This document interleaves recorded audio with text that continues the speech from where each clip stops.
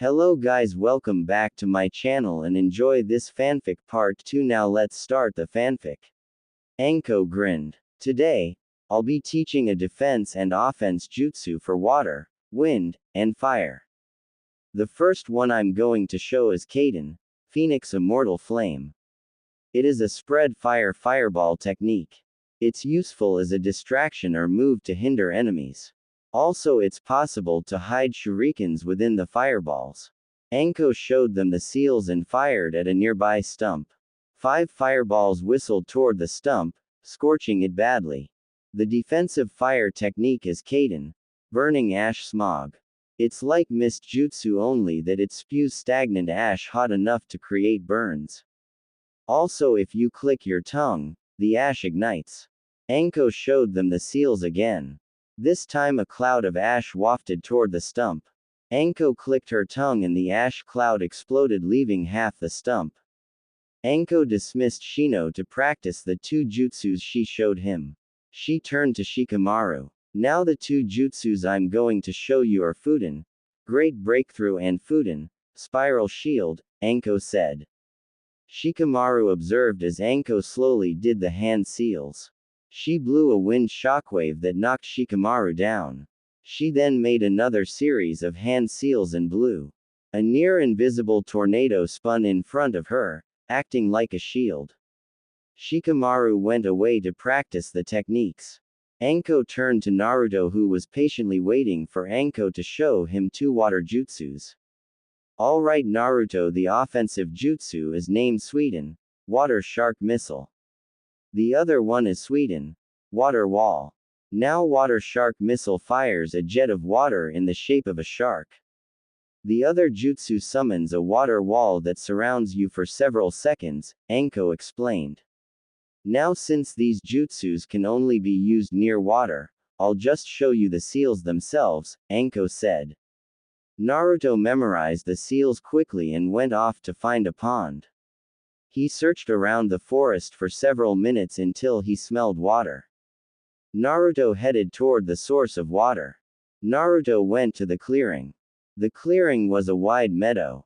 In the center was a large pond. The pond was filled, connected to a waterfall. Naruto examined the area. It was perfect. Naruto spotted something on the banks. It was clothes. Very familiar clothes too. Oh crap. Naruto-kun. Naruto turned to see Haku bathing. Naruto blushed extremely red. He felt his head heat up drastically. 3.2.1. Lift off, Kyuubi said. Naruto suffered a nosebleed that made him fall of the tree branch he was on. He landed hard on his head. Naruto-kun. Naruto cracked open his eyes to find himself staring at Haku's eyes. They were full of concern. Are you alright? Haku asked. Yeah, I'm fine, Naruto grunted. He lifted his head and had a great angle of Haku's bare chest. Naruto blacked out from the blood rushing to his head. Naruto-kun. After an hour, Naruto woke up. He opened his eyes to see Haku, fully clothed. Ah, Naruto-kun, you're awake. Sorry about that, Naruto said. It's alright. It was an accident. Anyway, what are you doing out here? Haku asked. Oh, Anko-sensei showed me hand seals for 2 water jutsus, Naruto explained. Really? What 2 jutsus? Haku asked. Water wall and water shark missile. Oh, those is jutsus. I know those jutsus, Haku said. Really? Can you teach me? Naruto asked. Haku nodded. Sure. But I expect you to teach me 2 jutsus in return. Naruto nodded. That sounds fair. For the next 3 hours, Naruto and Haku spent several hours learning the new jutsus. Naruto enjoyed spending time with Haku. She was beautiful, caring, strong, and had a great body. Haku also shared the same thoughts. Naruto was fun, charming, skilled, and amazing. They stopped when Haku fell down, suffering from chakra exhaustion. Are you alright, Haku-chan? Naruto asked, worried. Haku gave Naruto a weak grin. I'm fine. I think I used a little too much chakra though. Naruto smiled. Well, we should be getting back to Tazuna's place now. Haku nodded and tried to stand up but couldn't. She tried multiple times but her body was exhausted. Naruto-kun, could you carry me to Tazuna's house? Haku asked, embarrassed. She felt ashamed looking so weak in front of Naruto. Naruto smiled. He gently picked her up, bridal style, and began heading toward Tazuna's house. Haku was extremely happy. She had a great time teaching Naruto jutsus. She knows she's beautiful enough for Naruto, and now she's being carried back like a princess. She nearly squealed in delight. Naruto was having an argument inside his head. I can't fall in love with her. She's only a friend. I'm sure that she sees me as a friend also, Naruto thought. You are so stupid, Kit. You know that, Kyuubi said. Why do you say I'm an idiot? Any person with an eye can see that you love her deeply, Kyuubi answered. Yeah, right, Naruto said sarcastically. It's true. She has cared for you constantly and didn't care if you groped her, Kyuubi noted. That was Shikamaru. Naruto screamed. Point is, she loves you. Give her a chance sometime, Kyuubi said. Naruto sighed. You're right. Maybe I should give her a chance. Can you feel the love tonight? It is where we are. It's enough for this wide-eyed wanderer. That we got this far. And can you feel the love tonight? How it's laid to rest. It's enough to make kings and vagabonds. Believe the very best. Stop singing. Sheesh. Just trying to set the mood here. No need to get all defensive about it, Kyuubi said. Sorry. Naruto said. No problem, Kyuubi said. You're right, but what should I do? Naruto asked. I have no idea. Maybe after the mission you guys can do something. Kyuubi asked. You think the Hokage might allow them join Konoha? What? Kyuubi asked. I mean, think about it. Zabuza would be a great asset to the Konoha force. Also, Haku isn't really an enlisted ninja, Naruto answered. Maybe, but you're going to need Anko's recommendation. The Hokage will probably need some act of good faith, Kyuubi. It would also be good if you discussed it with Anko and Zabuza, Kyuubi commented. Sigh. Troublesome. Naruto. Naruto snapped out of his thinking to see Anko waving at him. He jumped and landed noiselessly on the ground. We've been waiting for you. Tsunami just finished making a delicious dinner. We saved some for you, Anko said. Zabuza came out the house to greet Naruto. Hey brat, have you seen? He stopped when he saw Haku on Naruto's back. He also saw the trail of dry blood on Naruto's face. Naruto and Anko became worried as Zabuza began emitting killer intent. You. Zabuza thundered as he pointed at Naruto. What? Naruto asked, thoroughly confused. What did you do to Haku? Zabuza took his Zanbato out, channeling so much chakra in it that the blade began glowing. Oh shit, Naruto thought. He held out his hands in front of Zabuza, trying to calm him down. Look, Zabuza, nothing happened. I accidentally saw her bathing and you're dead. Author's note. Now, not to confuse any pedophile fans who think Zabuza is in love with Haku, Zabuza is just being very protective of Haku, who he sees as a daughter. A huge chakra blade shot out at Naruto. Naruto dodged it but had to use a kawarimi to avoid a slash from Zabuza. Wait, all we did was train. I swear to Kami. Naruto yelled as he dodged a giant chakra dragon. Zabuza raised his sword again to launch another chakra blade at Naruto. He stopped when he felt two Senbon needles punter his pants, just a hair's breadth from his balls. He quickly put a hand on his crotch just to make sure nothing was missing. Sho and knee. Good, they're still there, Zabuza whispered, relieved. Now Zabuza, please stop, Haku said from behind Naruto. She had woken up when Zabuza began attacking Naruto. Naruto-kun and I were just training and I overexerted myself a bit. Naruto-kun offered to carry me back so I could rest on the way back, Haku explained. Naruto nodded in agreement. Zabuza glared but placed his Zanbato back on his back. He trudged back to the house muttering about blonde brats. Anko smirked as she nudged Naruto. So, just accidentally saw her bathing. Yes, Naruto said, exasperated. He lowered Haku off his back.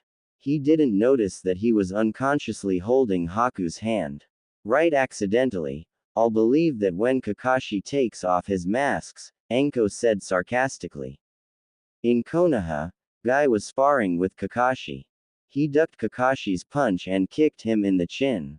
This blow inadvertently knocked Kakashi's mask off his face. Gi stared in shock at his rival's uncovered face. Snicker. Giggle. Ha ha ha ha ha ha ha ha ha ha ha ha ha ha ha ha ha ha. Guy laughed. Kakashi glared at Guy as Guy fell on the ground laughing. Ha ha ha ha ha. Kakashi, you have a mustauche and buckteeth. Guy shouted and began laughing again. He continued to laugh long after Kakashi left, leaving many to believe the ninja had finally cracked. Back in Wave, Naruto greeted Shino and Shikamaru who were lounging about on the kitchen. In the kitchen, Tazuna was drinking sake while Tsunami was cleaning the table. Anko was eating a couple of dangos she saved in Konoha and watching Zabuza and Haku in an intense whispering argument. Hey guys, how'd it go? Naruto asked. Shikamaru grunted. Went fine. My great breakthrough and spiral shield need more chakra than I can spare, so I need to build up my chakra reserve. How about you, Shino? Naruto asked. Can perform both jutsus but I'm too slow, Shino said.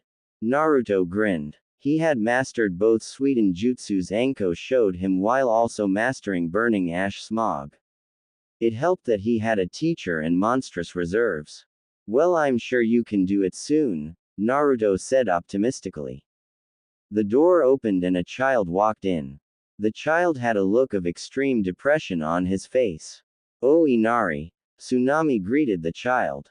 Come and meet your grandpa's bodyguards. They're here to protect him from Gato until grandpa's done constructing the bridge. The child gave the group a baleful glare.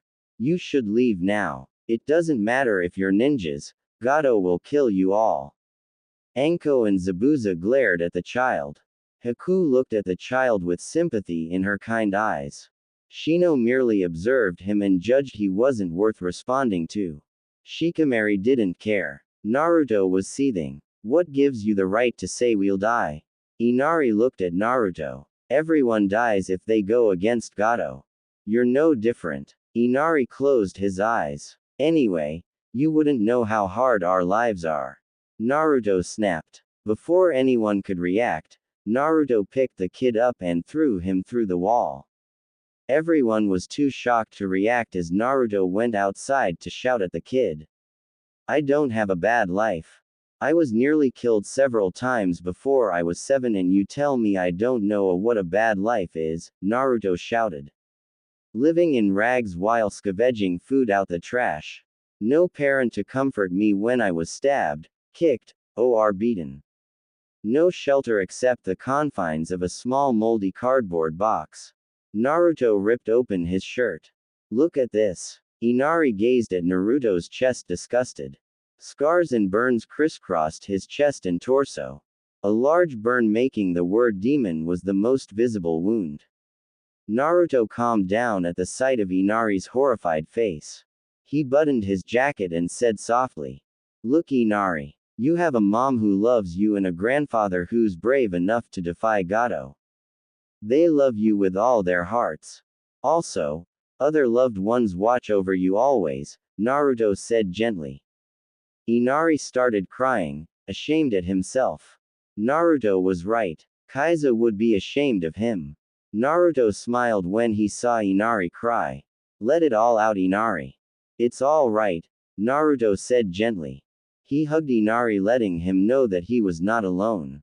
Inari sobbed on Naruto's shoulder. Naruto Nisan, he sobbed. Naruto smiled and let the boy cry into sleep in his arms. Meanwhile at Gato's thug headquarters, a small figure spoke to 3 people in front of him. Now it's been 3 days since Zabuza left. I assume that he's been killed by ninjas protecting Tazuna. This time I want Tazuna to be dead for sure, the short figure said. Go to the bridge and kill Tazuna. I want his head for a gift for the people of Wave. Hi Gato-sama, the 3 figures said. They stood up and left the room. One of the men was huge. He wore standard Iwa Junin clothes and also wore a bear pelt over it. On his back was a gigantic axe.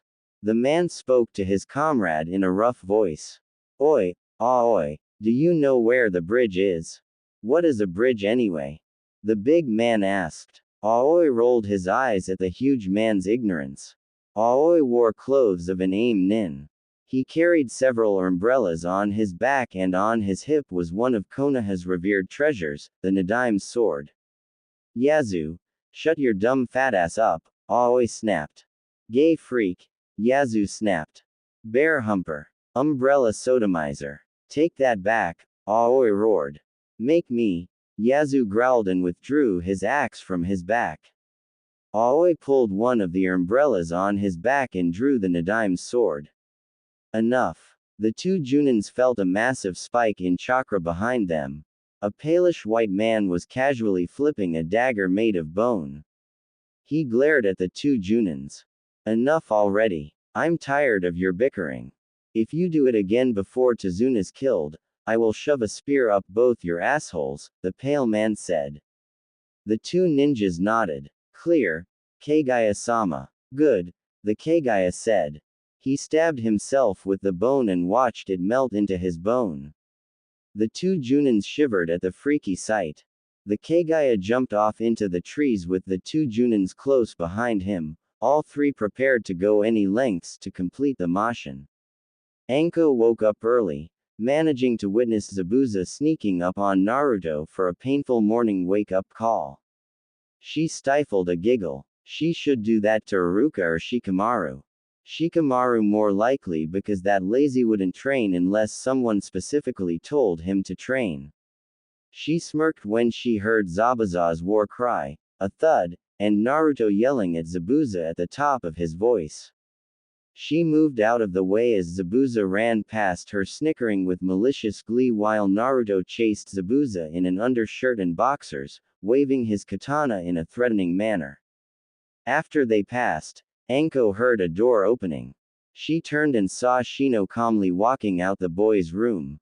Shino noticed Anko and greeted her. Good morning Anko-sensei. I'm going out to train, Shino said.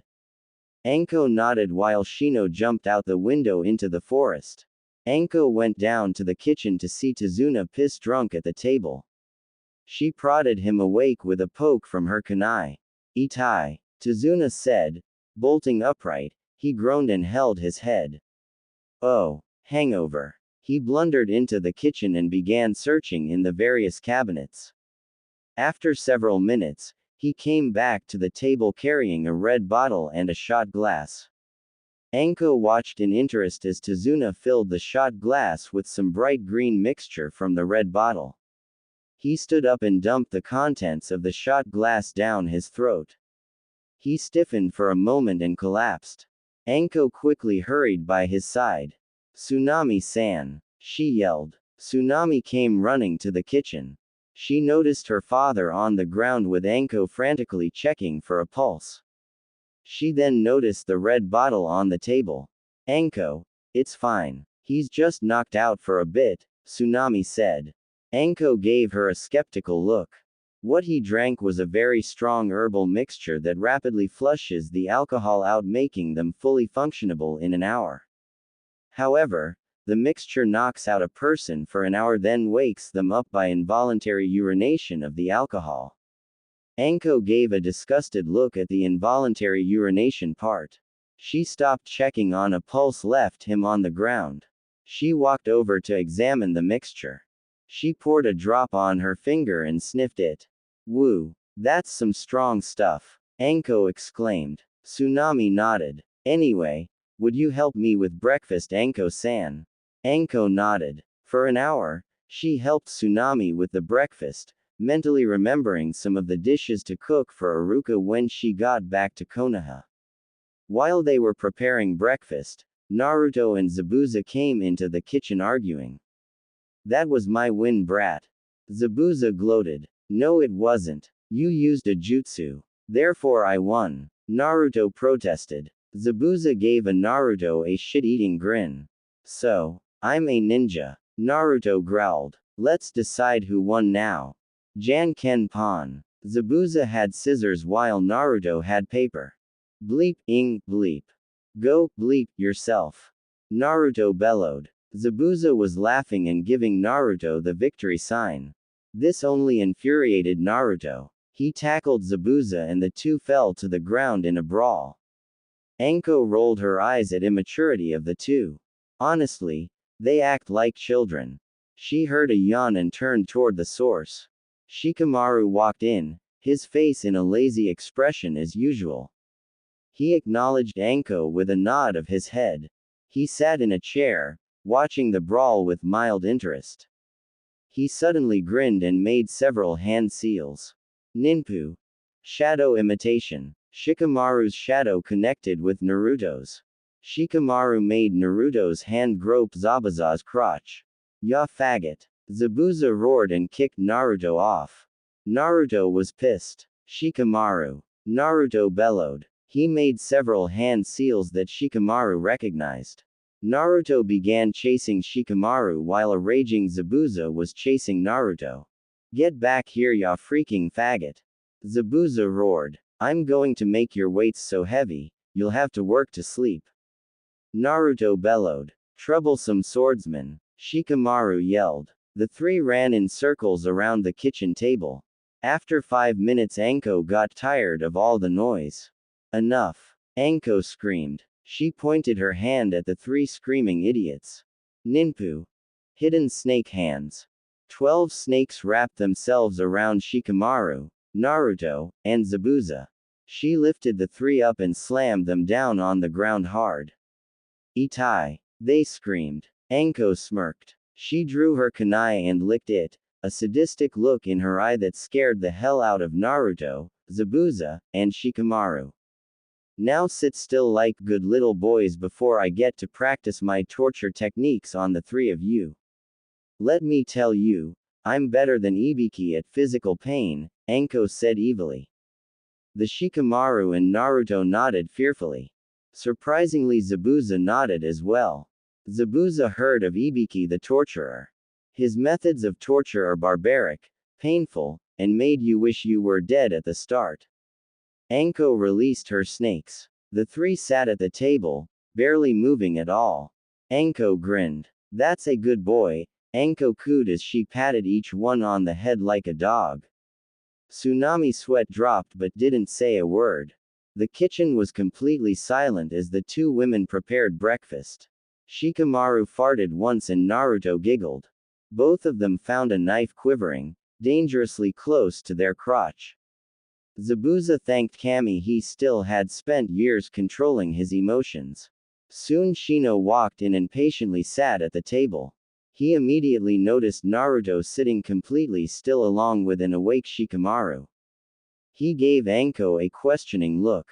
They were too loud in the morning, Anko said. Shino nodded. Haku woke up last with Inari behind her. She brightened up when she saw Naruto. Good morning, Naruto-kun, Haku said cheerfully and went to hug Naruto. Naruto blushed when he felt Haku's press against his back. She nuzzled his cheek, causing Naruto to blush a deep red. Breakfast is ready, Anko called. At that moment, the sound of running water filled the air along with the smell of ammonia. Everyone turned to see the source. Tazuna grunted and yawned. He stood up to see everyone staring at him. What? Shino pointed at his pants. Tazuna's gaze followed where Shino was pointing. Ah damn. Awkward. After Tazuna washed up and changed, everyone began eating. The breakfast was wonderful. Anko showed her sadistic side when she forbade Naruto, Shikamaru, and Zabuza from eating until everyone was done. Alright Team 7, We're going to guard Tazuna at the bridge while he works, Anko said. Zabuza. Haku, will you join us? Haku nodded because she wanted to spend more time with Naruto. She wanted to make the most out of the time Naruto and her were together. Zabuza agreed because he was scared of Anko. Anko grinned. Good. As they left, Anko turned to Naruto. Naruto, make a dozen clones to protect the house.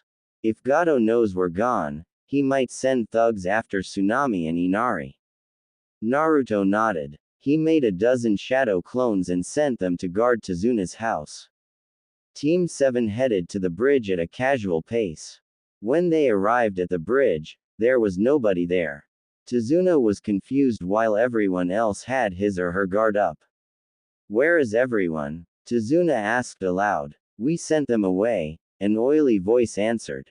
The group turned to see 3 people standing on the bridge. Zabuza growled. Yazu, the stone bear. Aoi Rokususho. Katsu Kagaya, the spear of the mist.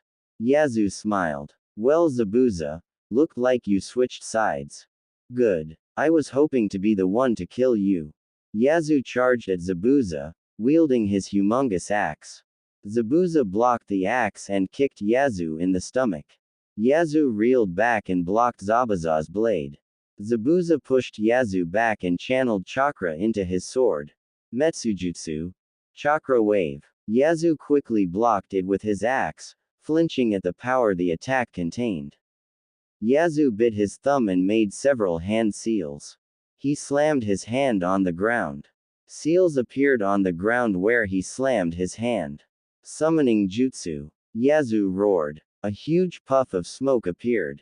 When the smoke cleared, there was an armored bear carrying a giant battleaxe. The bear growled. Aoi chuckled. Well, let's get started. He threw several umbrellas in the air. As they floated down, Aoi made several hand seals. Raining needles. The umbrellas began firing thousands of needles at Team 7 and Tazuna. Fuden.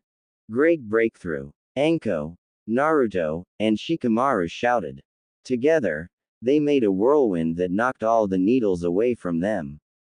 Naruto, Shino, Shikamaru. Go battle him. Anko ordered. Haku guard Tazuna. All battle Katsu. The genins nodded and charged Aoi. Naruto made several seals. Ninpu. Unchaining seal. He poked Shikamaru. Shikamaru immediately sped up much faster to Shikamaru's surprise. It also surprised Aoi, who had not expected such speed from a genin. Shikamaru kicked Aoi with harder than Shikamaru thought he could. Aoi managed to block Shikamaru's kick. He jumped back though when a chain shot forward, nearly impaling Aoi. Shino retracted his chain and shot it out again. Aoi jumped up to avoid the chain. Shino smirked. Aoi managed to hear a buzzing sound before he was enshrouded in a mass of Kikai bugs. Immediately they began leaching out his chakra at a rapid pace. Shit. Aoi went into the water and dived, managing to rid himself of the Kikai bugs.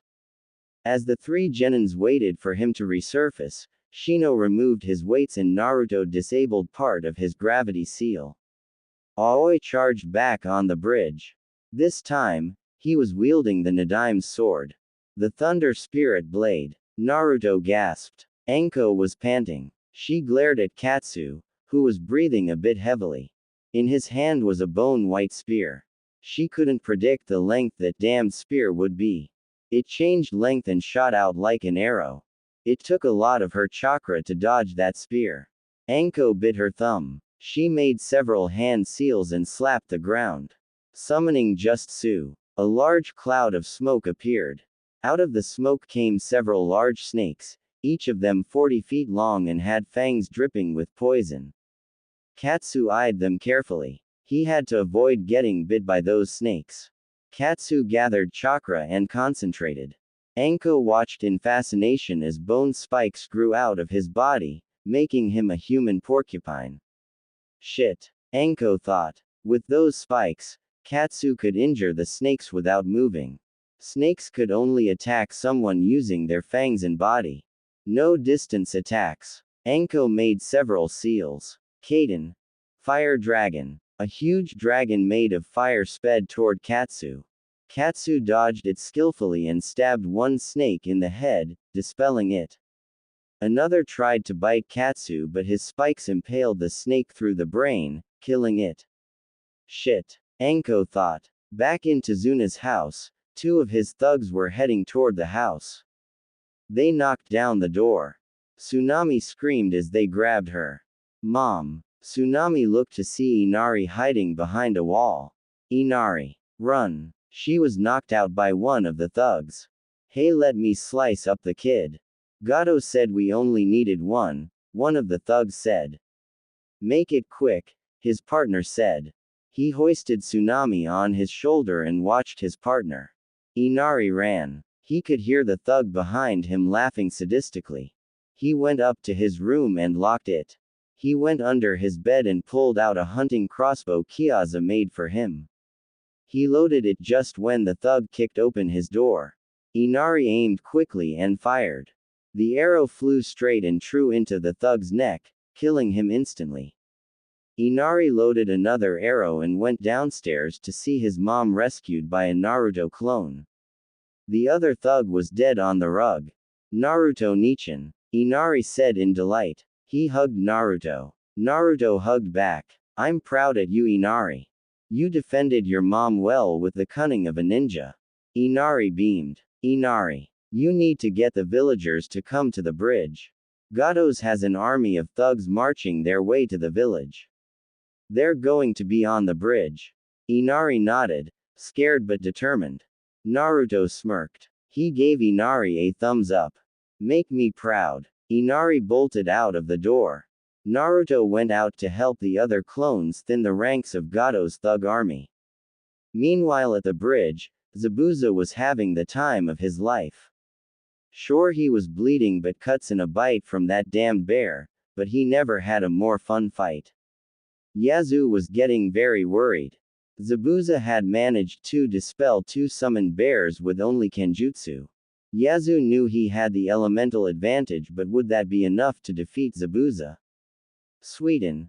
Water shark missile.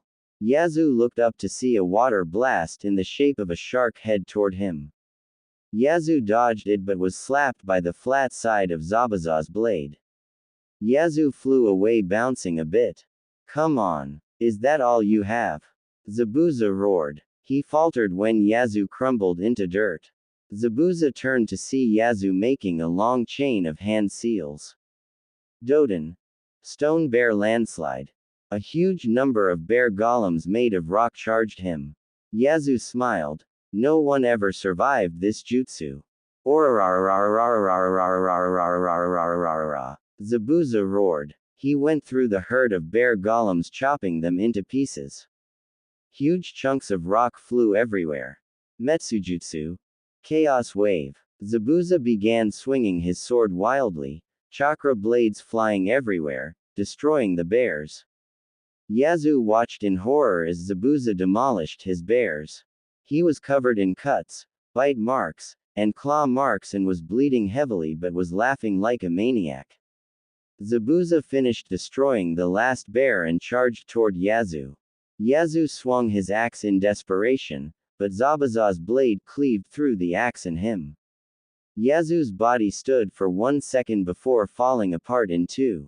Zabuza spat on the corpse and snarled. Not even worth it, shithead. Naruto blocked a parry from Aoi's sword, smirking at the worried look on his face. That amateur was just waving his sword around with no skill. He probably thought the sword would but throw any weapon. Aoi was getting worried. This blonde genin was able to keep up with him. Also, he was a master at Kenjutsu and his sword could stand up to the Thunder Spirit blade. He was getting more tired by the moment. Dodging those bugs while repeatedly breaking out of that damned shadow was taking a huge toll on his chakra. It didn't help that numerous fireballs and water cannonballs were fired at him.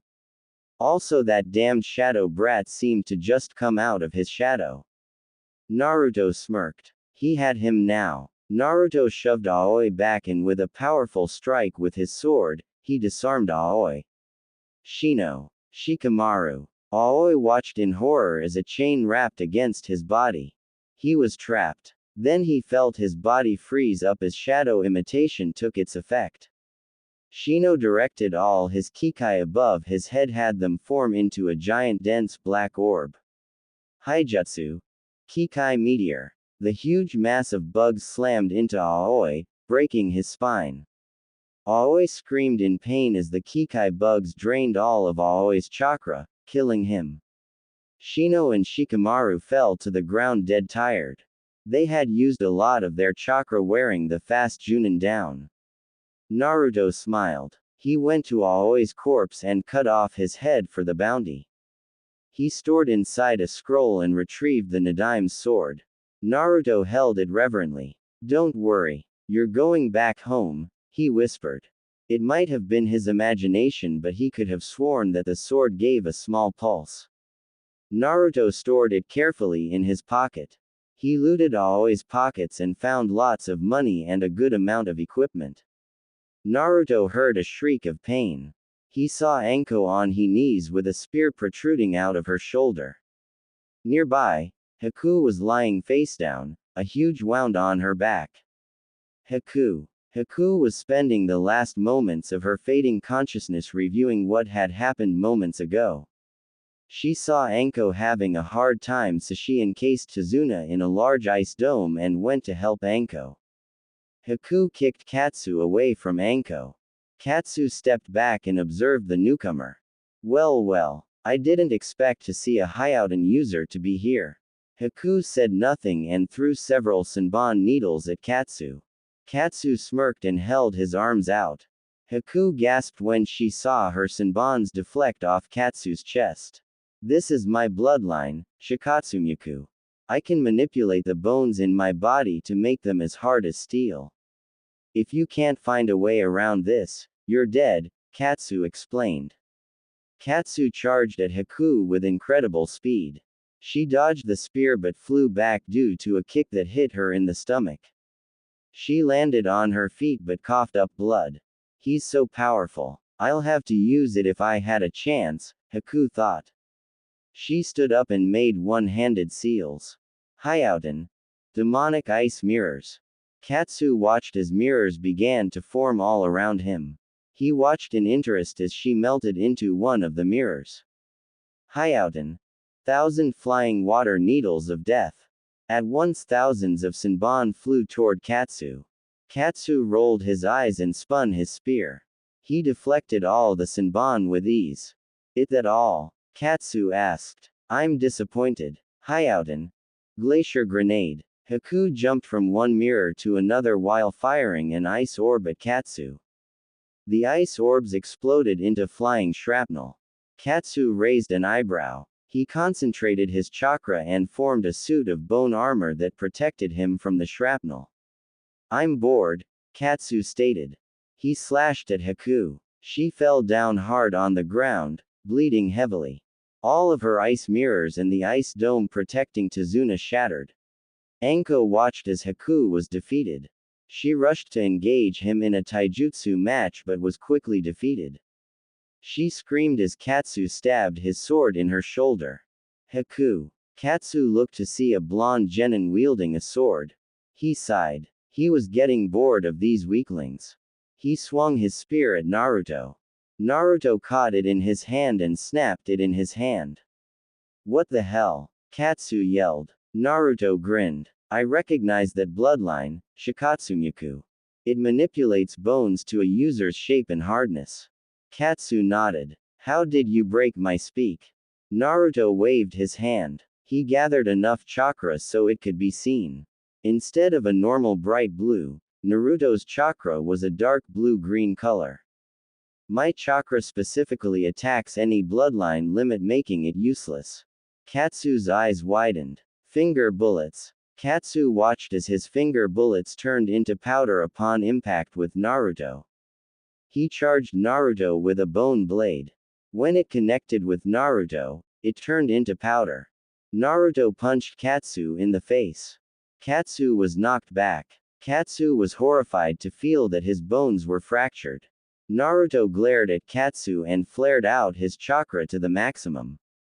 Katsu was frightened at the sheer amount of power Naruto had. Naruto sheathed his sword and settled into a kenjutsu stance. Run. Katsu turned to run. He went 3 steps before he heard Naruto. Iajutsu. Demon Wheel. Katsu watched in horror as a giant buzzsaw roll faster than he could react. Katsu's body was split cleanly in half. Naruto watched in satisfaction as the 2 halves of Katsu fell to the ground. He hurried to Haku's side where Anko was treating Haku the best she could. Haku. Naruto cradled her body in his arms. Haku, please. Haku's face was extremely pale. Naruto could only hear a faint gasp as she was trying to breathe. Kyuubi. Give me your damned chakra so I can heal her. Naruto demanded. But Kit. My chakra has a 50% chance of killing her. Do it. Kyuubi released some of her chakra. Naruto channeled it to Haku's wound. The wound closed up and disappeared without a trace. Soon Naruto felt Haku's gentle breathing. She opened her eyes. Naruto-kun. Naruto began crying tears of happiness. He thought he lost her. He hugged her tightly. Haku was crying also. She thought she would never see Naruto's face again. Inside Naruto's mind, Kyuubi was amazed. It was a miracle. Her chakra along with Naruto's bloodline would have definitely killed Haku. Instead, it healed her at such a rapid rate. Naruto must have willed Kyuubi's and his own chakra to heal her perfectly. Zabuza limped to see Haku and Naruto hugging each other tightly. He could see so much real love in their eyes. He looked down to hide a tear coming down his face. His little girl was growing up so fast. Anko watched the scene in contentment. They really were perfect for each other. It reminded her so much of her and Iruka's first kiss. Without the guy and Lee. And the confused Kakashi. Tazuna walked toward them. He looked at the happy couple and silently prayed for their happiness. He reached for a flask of special sake and toasted to the couple's happiness. Shikamaru smirked as the couple and smirked. He was happy for his friends despite him controlling Naruto to make him do perverted actions. He looked at Shino to see his reaction and sweat dropped. Shino was bawling his eyes out. He was also shouting, "Ow au, so touching. I ain't crying. Bastards." Shino, Shikamaru said. "Shut up, I ain't crying. Asshole. Au. Who's crying? I can't stop. I love those two. Ow. Shino blew his nose loudly on his sleeve. Shikamaru stared at Anko who was struggling not to laugh. She couldn't hold it anymore and began laughing. Shikamaru also began laughing. Tazuna joined in along with Zabuza. Shino began laughing, though a soft joyful laughter. Naruto and Haku were lost in their own happy world. Both were happier than they have ever been their entire lives. Well, a snide voice said. The group turned to see nearly 100 bandits on the bridge. Many of them were sporting fresh cuts and stab wounds. There was one with a huge slash on his face. In the front was a short man. He was responsible for the depression of Wave. Finally the kingpin, Gato, appeared. His fine clothes were ripped in multiple places and he had a deep cut in his face. The man inspected the bridge with an uncaring eye.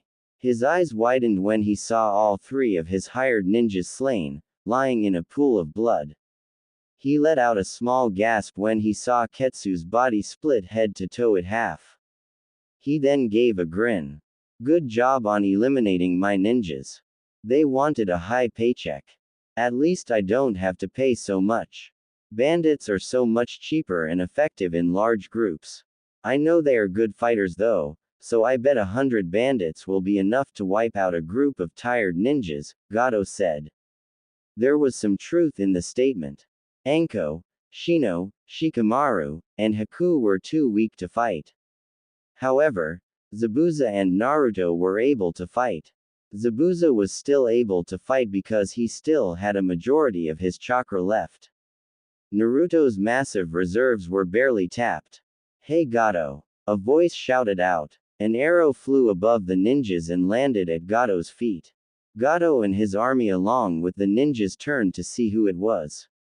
It was Inari. He wore a wide and confident smile. Behind him were all the village men in wave. Everyone was carrying some sort of weapon. Naruto saw oars, hatchets, pitchforks, knives, clubs, staffs, and an amazing variety of weapons. He snickered when he saw one belligerent old man wave his walking stick at the bandits. Gato gulped. This was not supposed to happen. He turned to his bandits. "Kill them all. I'll let you have the wealth and women in the village for yourselves," Gato shouted. The bandits charged, eager for plunder, and slaves charged eagerly. What can untrained villagers do against an army of bandits? Naruto stood up and drew his sword. "Nay, Zabuza." "What brat?" Zabuza asked. "First one to kill Gato gets a bottle of sake. Whoever kills the least number of bandits has to walk around for a whole day." "You in?" Naruto said. Zabuza grinned. "I hope you're ready to walk around. The morning winds get very chilly, if you know what I mean." Naruto grinned. The two settled into a kenjutsu stance. When the first bandit was 20 feet from them, they charged. After the mission, Shino could only describe the battle between the bandit and the two swordsmen as a massacre. Naruto and Zabuza tore through the mob like how a shark attacks a group of seals. The bandits had no chance at all. Geysers of blood flew in the air, painting the bridge in blood. Screams of pain attracted crows and ravens to a feast. Limbs were sliced off, throats cut open, skulls cleaved open, and organs spilled out as Naruto and Zabuza swung and stabbed with their swords, brutally destroying the bandits. Naruto stabbed the last bandit in the chest. He grunted as he ripped his sword from the man's chest. He looked at Zabuza, who was leaning on his sword. "How many?" 50 bandits, Zabuza grunted. 50 also, Naruto said. Zabuza and Naruto turned to Gato. Gato was trembling in fear. His army first numbering 200 but lost 100 to ninja clones in the forest. Then these two demons decimated the rest brutally. Naruto and Zabuza charged. Gato began running for his life. He wasn't fast enough though. Naruto and Zabuza easily caught up to him and sliced him into 3 pieces. Naruto and Zabuza inspected their work. A mass of bodies was piled high on the bridge, lying in a veritable pond of blood. "Shit. It's a tie again," Naruto said. "You know what this means, brat," Zabuza said. "Janken Pon." The two shouted. Zabuza got rock while Naruto had paper. "I win. In your face," Naruto shouted while dancing. "You lucky son of a bleep ing bleep bleep bleep bleep." Zabuza bellowed. Naruto grinned and gave him the victory sign. The villagers and the ninjas' sweat dropped at the immaturity of the two vicious warriors. How can such merciless warriors bicker like children? Inari was shocked at the bloodshed but began shouting in happiness. "What are you shouting about?" a man asked. "Don't you see? Without Gato, wave is free." Inari shouted with joy. The realization struck the villagers. All of them began shouting in joy. They began throwing objects and hats in the air. Many began hugging and dancing. More than one person shed tears of joy. Team 7, Zabuza, and Haku watched the villagers. Moments such as these make all the horrors of a ninja worth it. Anko and Haku cried a bit in happiness. Shino was bawling in happiness as Naruto, Zabuza and Shikamaru smiled widely. The ninjas were soon carried on the shoulders of the villagers back to wave. For 3 days, the villagers celebrated. Zabuza and Naruto along with a group of villagers raided the bandits' camp and Gato's storehouses. They brought the food and money they found to spread among the villagers. In the 3 days, They celebrated by finishing construction of the bridge and cleaning it of the bodies. Naruto collected Katsu's and Yasu's head for the bounty. While Naruto carried Yasu's corpse to dump in a pile, a scroll fell out. Naruto used the blood from Yasu to open it. His eyes widened. It was the summoning contract for bears. Naruto opened it to look to see who signed it. After Yasu, there was another name he did not recognize. Next to it was the name Akamichi. Several names with the name Akamichi also signed it. Naruto stored the scroll in one of his storage scrolls. It rightfully belonged to the Akamichis. Anyway, he already signed the Toad contract along with 2 other contracts in his travels. He didn't need any more. The villagers burned the corpses in a bonfire and carried on celebrating. During that time Anko, Tazuna, and Zabuza got drunk multiple times. Shikamaru and Shino celebrated with the villagers. Haku and Naruto had the time of their lives. One morning, Naruto asked if he could talk with Zabuza and Anko in private. They were curious but agreed. They met in Tazuna's kitchen. "So brat, what's up?" Zabuza asked. "After this trip is over, I want to know if you want to stop being missing ninjas and start a new life in Konoha," Naruto said.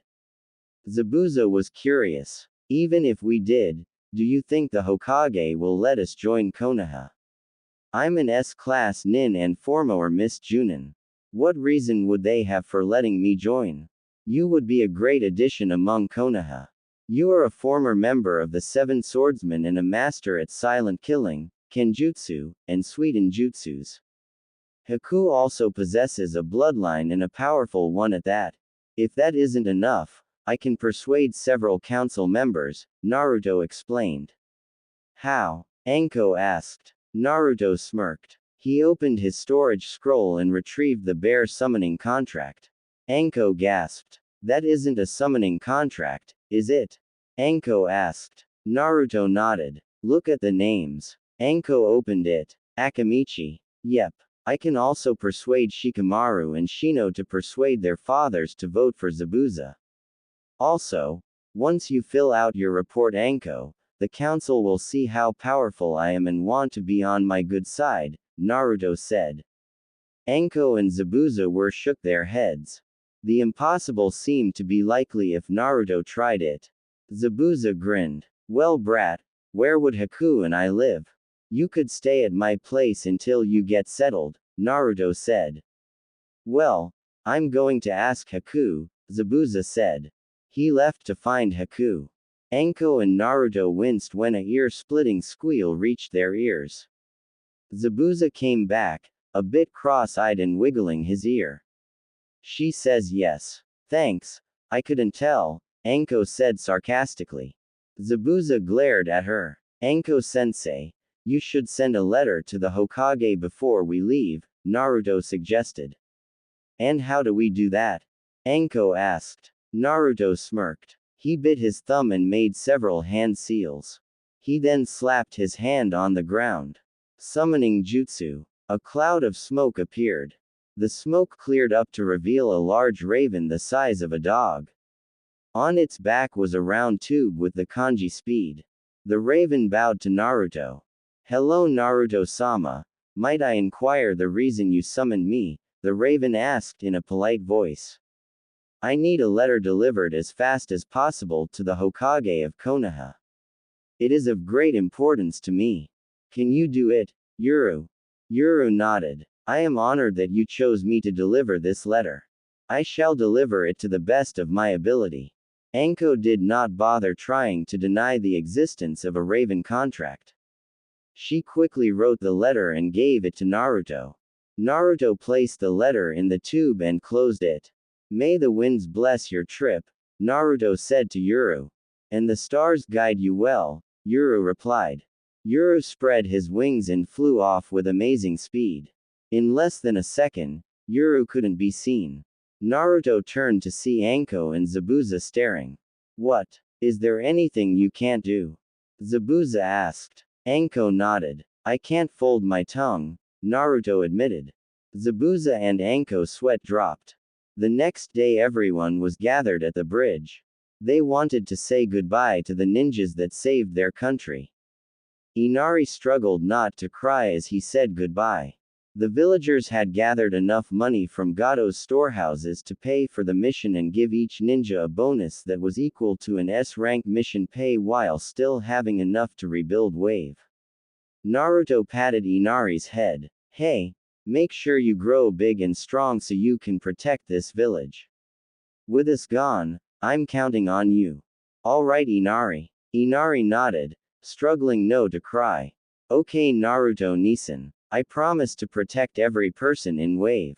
Naruto grinned. That's my little bro. Inari beamed and waved goodbye to the ninjas as they left. I forgot to name this bridge, Tazuna said, causing many villagers to sweat drop.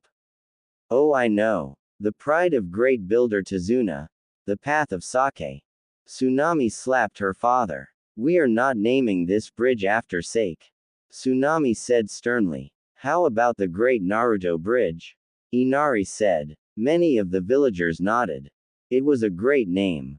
The Great Naruto Bridge. The villagers shouted. They cheered and christened the bridge with a bottle of sake.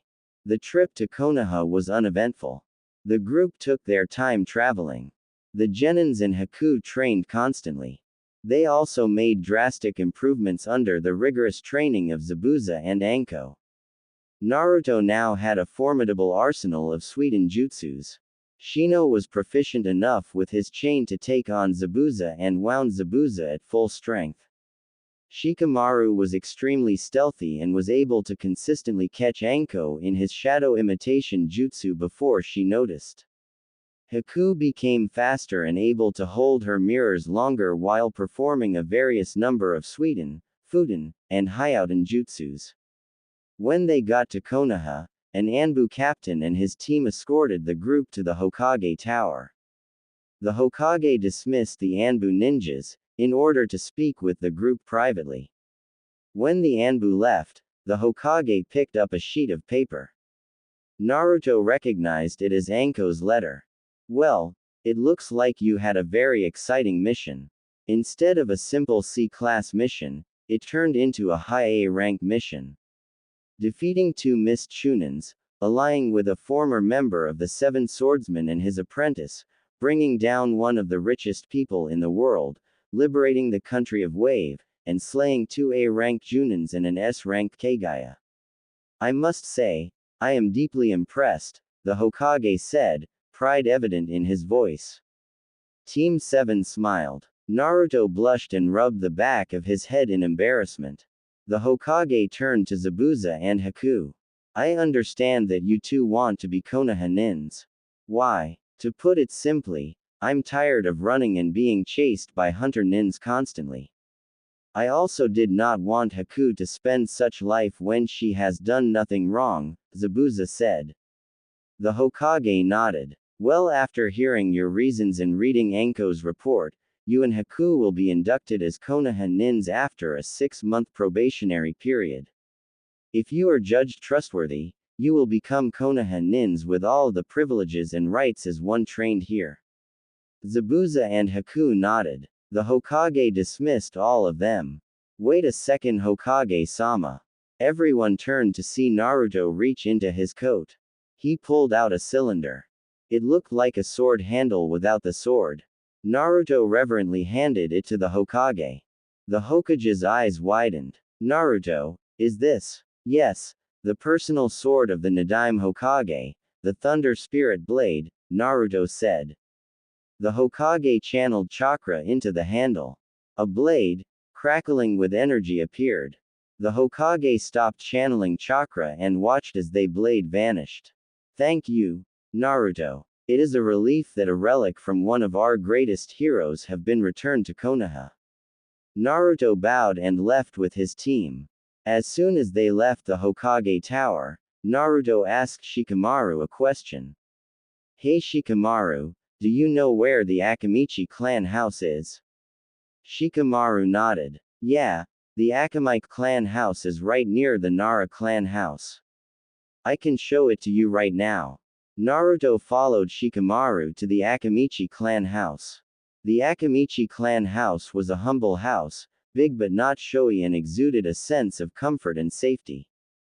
Shikamaru knocked on the door. Hello. A large man answered the door. He had shaggy red hair and wore armor with kanji for it on it. Despite his warrior-like appearance, he had a gentle face. He looked down and smiled. Hi Shikamaru. If you're looking for Choji, he's with his team right now, the man said. Shikamaru shook his head. Actually, I was showing Naruto where the Akamichi clan house was. I assume he has something to tell or give you. Naruto decided to speak up. Akamichi-san, has your family ever had a summoning contract? It's Shuza, and yes, we did. However, my grandfather's contract was stolen by an Iwa nin during the Third Great Ninja War, Shuza asked, confused. What animal was it with? Naruto asked. Shikamaru was confused. What was going on? The bears. Why are you asking these questions, Naruto? Shuza asked. Just a test to see if this really belonged to the Akamichis, Shuza, Naruto said with a grin. He pulled out a storage scroll and retrieved the bear summoning contract. He handed the large scroll to Shuza. Shuza opened it and his eyes widened. Where did you get this? Shuza asked. An Iwa nin by the name of Yazu held it. I was lucky enough to find it in one of the storage scrolls Yazu had on his person. Shuza smiled widely. This calls for a meal. Come inside. Shuza literally pushed the two genins inside his house. He thanked the genins by giving them huge amounts of food inside scrolls. Naruto thanked Shuza. Now he wouldn't have to buy food and save up for now. Shuza merely grinned and said that Naruto is a friend of the Akamichi family and can always come back for a free meal. Shikamaru headed home mumbling about sleeping in a bed. Naruto just shook his head at the lazy Nara. He headed to the training fields to find Kakashi's team training. Sasuke was preparing to launch a Kaden jutsu, but the sight of Naruto made him so angry that Sasuke overloaded the jutsu with chakra and it exploded in his face. He fell backwards from the blast but quickly got back onto his feet. You! Sasuke yelled, pointing as Naruto. Kakashi looked up from his book and saw Sasuke angrily pointing at someone. He looked on in curiosity. Looks like the mere sight of Naruto pushed Sasuke to the edge. Kakashi-sensei. That's the person who ambushed Sasuke-kun before one of our missions, Sakura said. Kakashi was even more interested. So he's the person that managed to knock Sasuke and Sakura in the hospital for several days. Look Sasuke, I have no interest in fighting with you every time I see you. Do you remember our last fight? Naruto asked. He took several steps closer until he was 5 feet away from him. Do you remember my warning? Sasuke flushed in anger. He made several hand seals. Kakashi's eye widened. He made to intercept the jutsu but Sasuke released it before Kakashi could stop it. Kaden. Fire Dragon Flame Missile.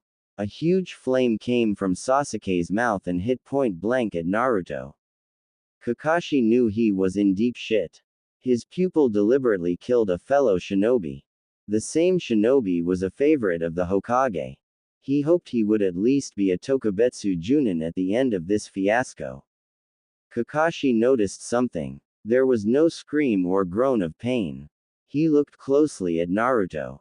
Naruto was still in flames, but it was as if the flames did not hurt him. Naruto grabbed a piece of fire from his shoulder and ate it. Kakashi's eye bulged. That was simply against the laws of this world, yet Naruto was calmly eating fire off of his body. Naruto soon ate all the fire off and belched a small bit of smoke. Sasuke, use your brain. I showed you in our last encounter that fire doesn't work against me, yet you still used a Kaden jutsu against me, Naruto said. Naruto turned to see Kakashi staring at him. Copycat ninja, Kakashi of the Sharingan. Renowned in the ninja world for copying and mastering over 1,000 jutsus, Naruto said. Kakashi nodded. Also suffers from being chronically late, creates bad excuses, and reads smut 24/7. Kakashi glared indignantly. He read smut 23:55/7. You must be Naruto. The Hokage told me of your genin exam. He said you were a prodigy amongst prodigies. Sasuke glared angrily. I must gain more power. Once I get the Sharingan, I will become more powerful than Naruto. Then Itachi. Sasuke thought. Naruto looked around. Where's Kiba? He's working with his mother learning and improving clan jutsus, Kakashi said. Naruto looked at the Sasuke. Sasuke was glaring at him. Naruto sighed. Kakashi-san, will you be the referee for a fight between Sasuke and I? Naruto asked politely. Kakashi looked at Sasuke. He was itching for a fight. Kakashi sighed. It would be better to let Naruto to spar with Sasuke. Sasuke's ego has been getting too big. The match will have no rules other than no killing or permanent injuries, Kakashi announced. Will the two combatants come here? Sasuke and Naruto stood 10 feet apart with Kakashi between them. Begin. Kakashi jumped out of the way as Sasuke sent several kunais and shurikens at Naruto. Naruto plucked them out of the air and sent them back at Sasuke. Sasuke dodged them and engaged Naruto in a taijutsu match. Tekai. Naruto grunted. His muscles expanded and compacted as chakra went through the muscles, making them as hard as steel. Naruto stood still as Sasuke kicked and punched him at a rapid rate that soon slowed down. Naruto smirked as Sasuke realized that none of his attacks were affecting Naruto. Naruto pushed Sasuke off of him. As Sasuke stumbled back, Naruto channeled chakra to his legs and kicked out in Sasuke's direction. Ranyaku. A chakra blade flew out and slammed into Sasuke. Sasuke lost consciousness almost instantly. Naruto gave Sasuke a disdainful look. Kakashi, tell him if he ever wants a chance to match me, he must have something to fight for. Naruto left, ignoring a screaming Sakura. He went over to Shino's house for a decent spar. Naruto knocked on the door to the Aburame clan house. The door opened to reveal Shibi Aburame, Shino's father. Naruto bowed. Good afternoon Aburame-san. May I speak to Shino? Shibi said nothing but gestured to Naruto to follow him. Shibi led Naruto to the Aburame training field where Shino was sparring against another Aburame. The Aburame Shino was fighting was hard-pressed to defend himself against Shino's bugs, Shino's fire jutsus, and his chain. Soon, Shino's chain wrapped against his opponent's leg. Shino tugged hard and swung him hard. The Aburame was slammed against a training post and knocked out. Shibi lightly applauded his son's skill. The Aburame Shino had faced was one of the top shunins in the Aburame clan. For Shino to defeat him as a genin showed Shino's potential to be the greatest Aburame. Naruto ran up to Shino and slapped him on the back. Way to go Shino. You want to spar with me next? Shino nodded. Both of them took their positions and waited. Shibi was curious to see how this would turn out. He had heard rumors from many of the Junins that this Naruto managed to lead Shino and Shikamaru in a plan that allowed them to pass Anko's nearly impossible test. Since then, they have displayed exemplary teamwork and have gained the reputation as the rookie team of the generation. Under Naruto's advice, Shino diversified his abilities to not only include clan jutsu but also weapons, ninjutsu, taijutsu, and genjutsu and combined them together. It has only been 3 months but Shino was able to take down a Junin with the help of Shikamaru and Naruto. Naruto moved first. He drew and thrust his sword at Shino in one fluid movement. Itoryu. Cannon. A large orb much faster than Naruto's bullet slammed into Shino. Shino exploded into bugs. The bugs then flew toward Naruto seeking to drain his chakra. Ninpu. Shadow Clone Jutsu. Naruto made 5 clones to block the bugs while Naruto searched for Shino. Naruto grinned when he spotted a flash of white in the bug cloud. Metsujutsu. Chakra wave. Naruto swung his sword into a section of the bug cloud. Shino was knocked out of the cloud by a blade of chakra. Shino quickly made hand seals and blew. Kaden. Heat wave. Shino blew for 5 seconds. When he finished, he disappeared back into the bug cloud. Naruto frowned. Thanks to the Shino's jutsu, any Fuden jutsus will be off target due to the displacement in air pressure. Naruto had an idea and made several hand seals. Sweden. Ice fog. A chilling mist surrounded the field. It countered with Shino's heat wave, causing the air to be extremely moist. Ninpu. Chakra pulse. Naruto sent a small pulse of chakra to find Shino. Gotcha. Naruto made a long series of seals. Sweden. Water dragon. A humongous water dragon formed from the water vapor in the air and slammed into Shino, soaking him to the bone. His bugs cannot fly when wet and he was unable to stand. Naruto held out a hand and helped him up. Great spar, Shino. You almost had me there several times, Naruto said. Shino nodded. The two turned to see Shibi clapping loudly.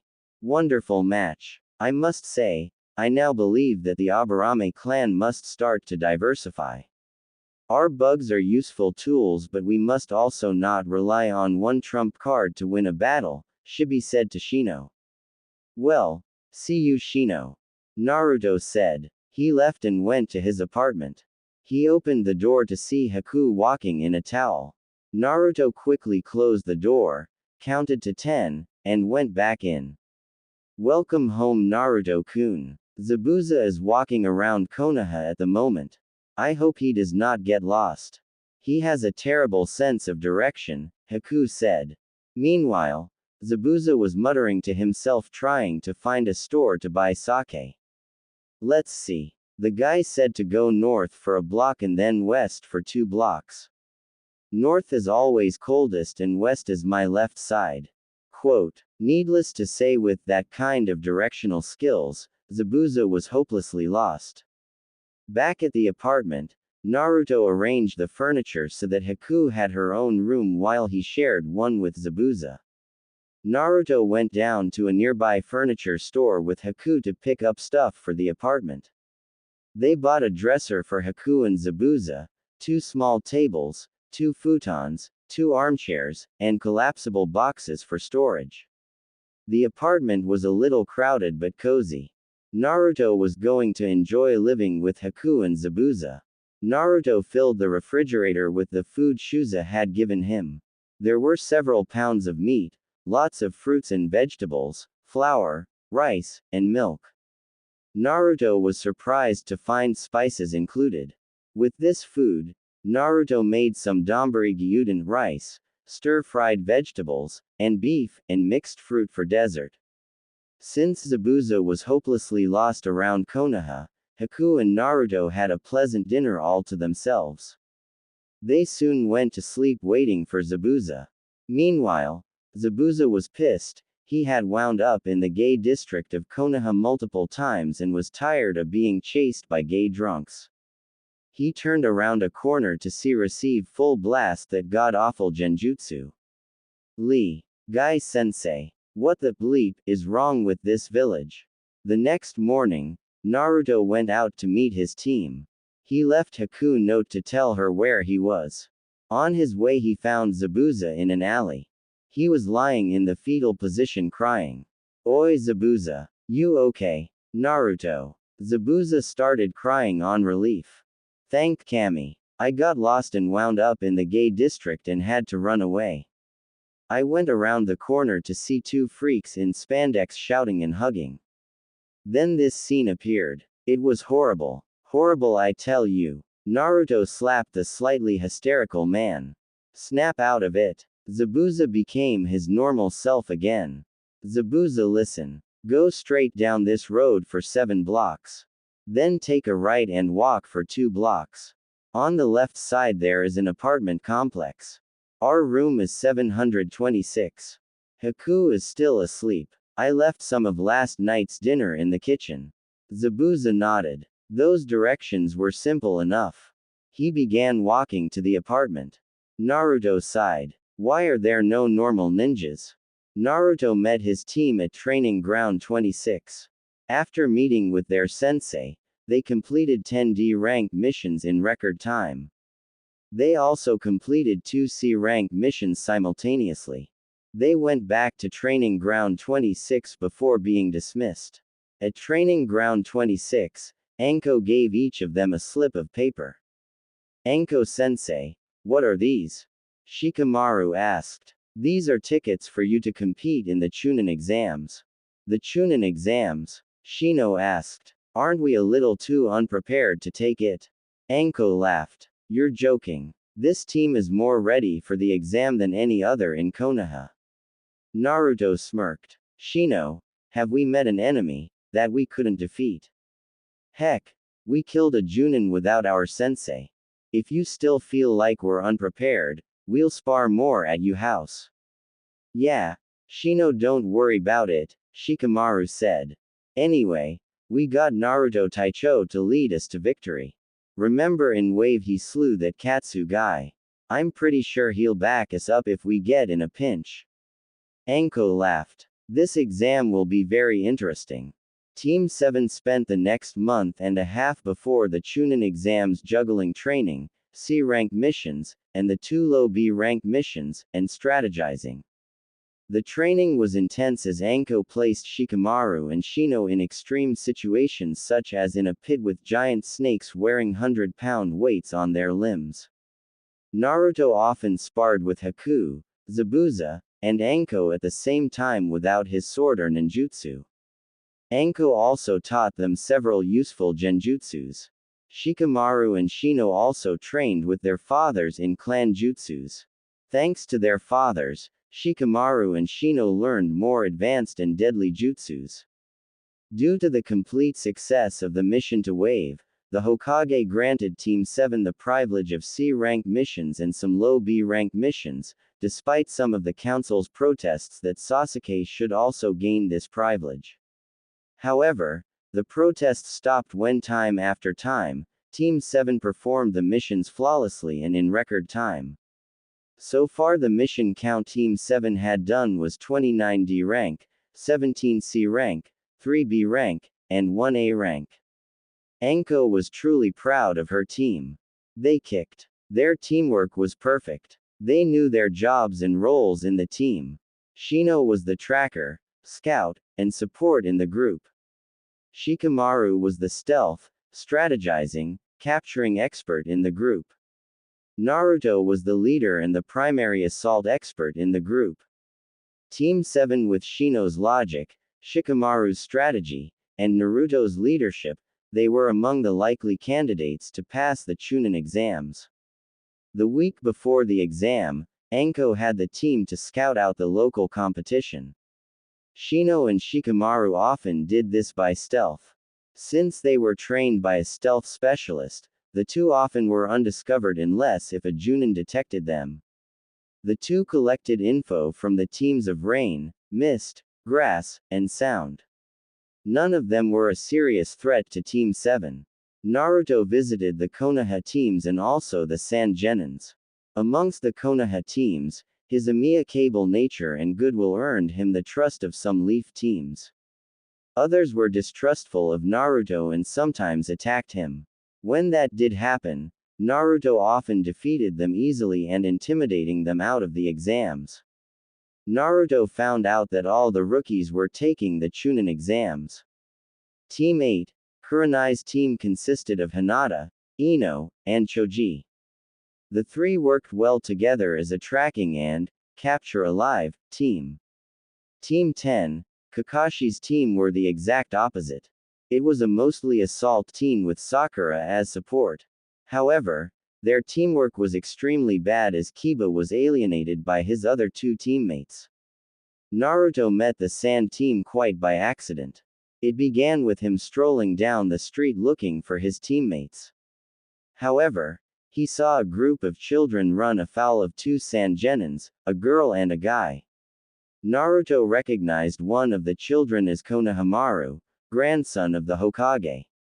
He decided to step in when one of the genins picked Konohamaru up in a hostile manner. Naruto switched places with Konohamaru and punched the genin in the face. The genin fell down with a bloody nose. His teammate began to reach for a large fan on her back but froze when Naruto instantly had his katana pointing at her throat. You know, if you're visiting a foreign village, you should attract as little attention as possible. Thrashing the Hokage's grandson just because he accidentally bumped into you is definitely asking for trouble, Naruto drawled. He watched as the girl glared at her teammate who paled under his thick face paint. Naruto smelled the air and detected a ninja smelling of dust and blood hiding in a tree. Whoever you are, come out. I can smell you in the tree nearby, Naruto called out. The ninja who was hiding came out. He was shorter than Naruto, had red hair, and a large gourd on his back. It was his eyes that stood out the most though. They were dead-looking but glinted as if the ninja was hiding something. Naruto noticed out of the corner of his eye that the two genins he met were pale white and sweating like crazy. Gaara, the painted ninja stammered. Gaara looked at him. Shut up before I kill you, Gaara said almost without concern. Naruto saw the paint start to dribble by the huge amount of sweat coming down the painted genin's face. Gaara turned back to Naruto.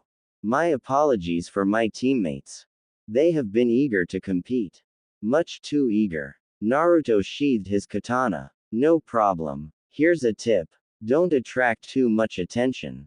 That way, you'll have a better chance in the exams. Gaara nodded. Thank you for this advice. I'll be looking for you in the exam. Naruto Uzumaki, Naruto said. Gaara nodded. Until next time. Kankuro. Tamari. Let's go. Naruto watched the Sand Genins go. He felt something familiar when he was talking to Gaara.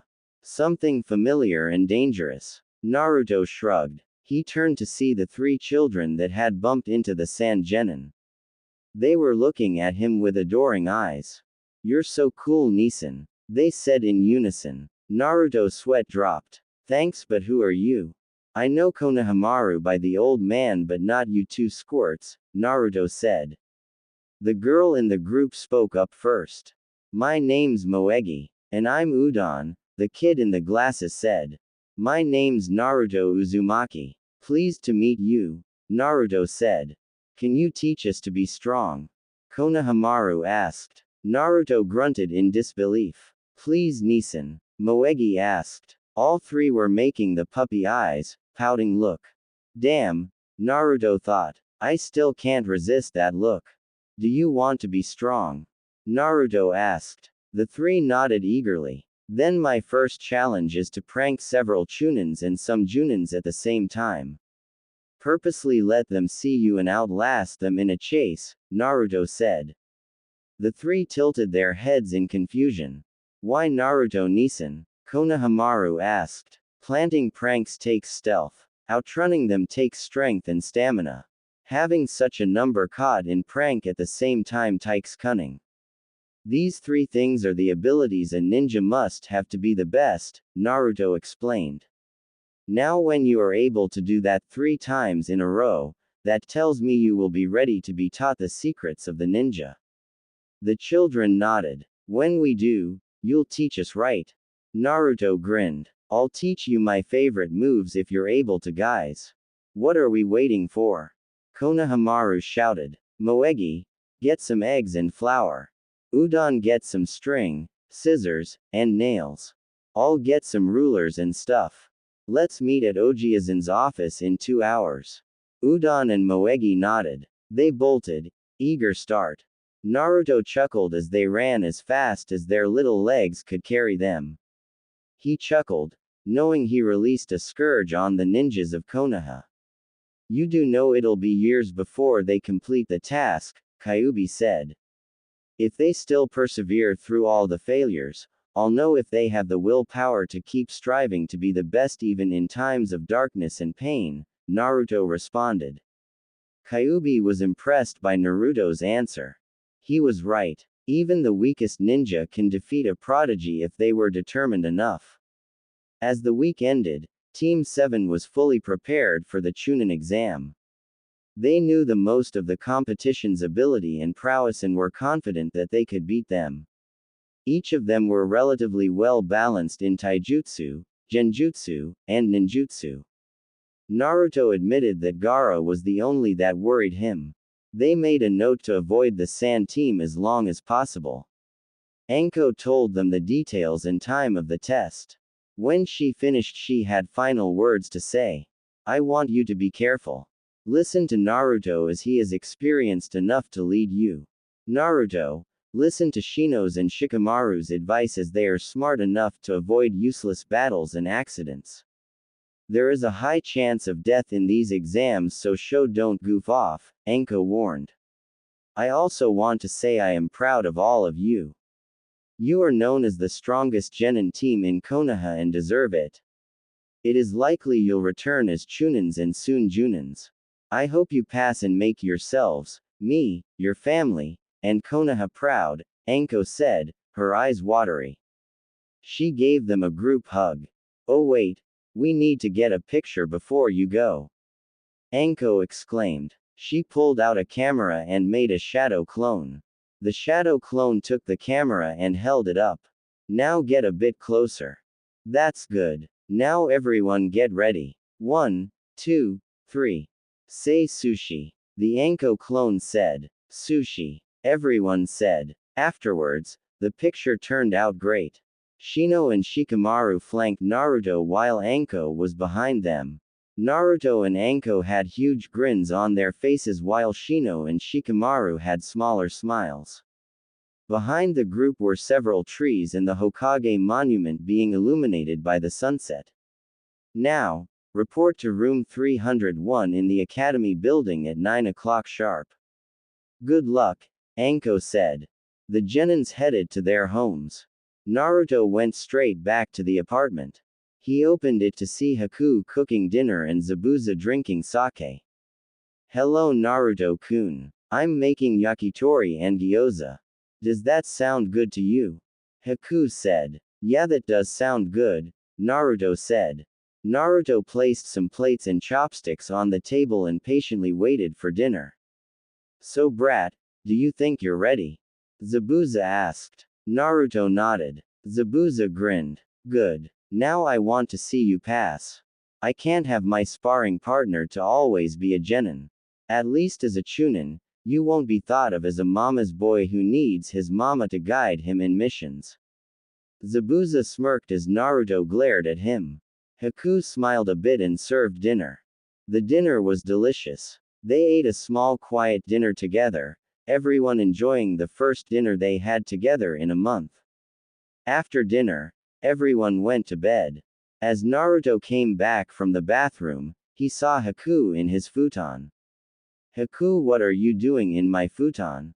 Naruto asked. Haku pouted. I wanted to sleep in the same futon with you. Naruto sighed. You do know Zabuza shares the same room as me. Haku shook her head. Not anymore. I convinced Zabuza to switch rooms with him. Naruto sighed, knowing he wasn't going to win this conversation.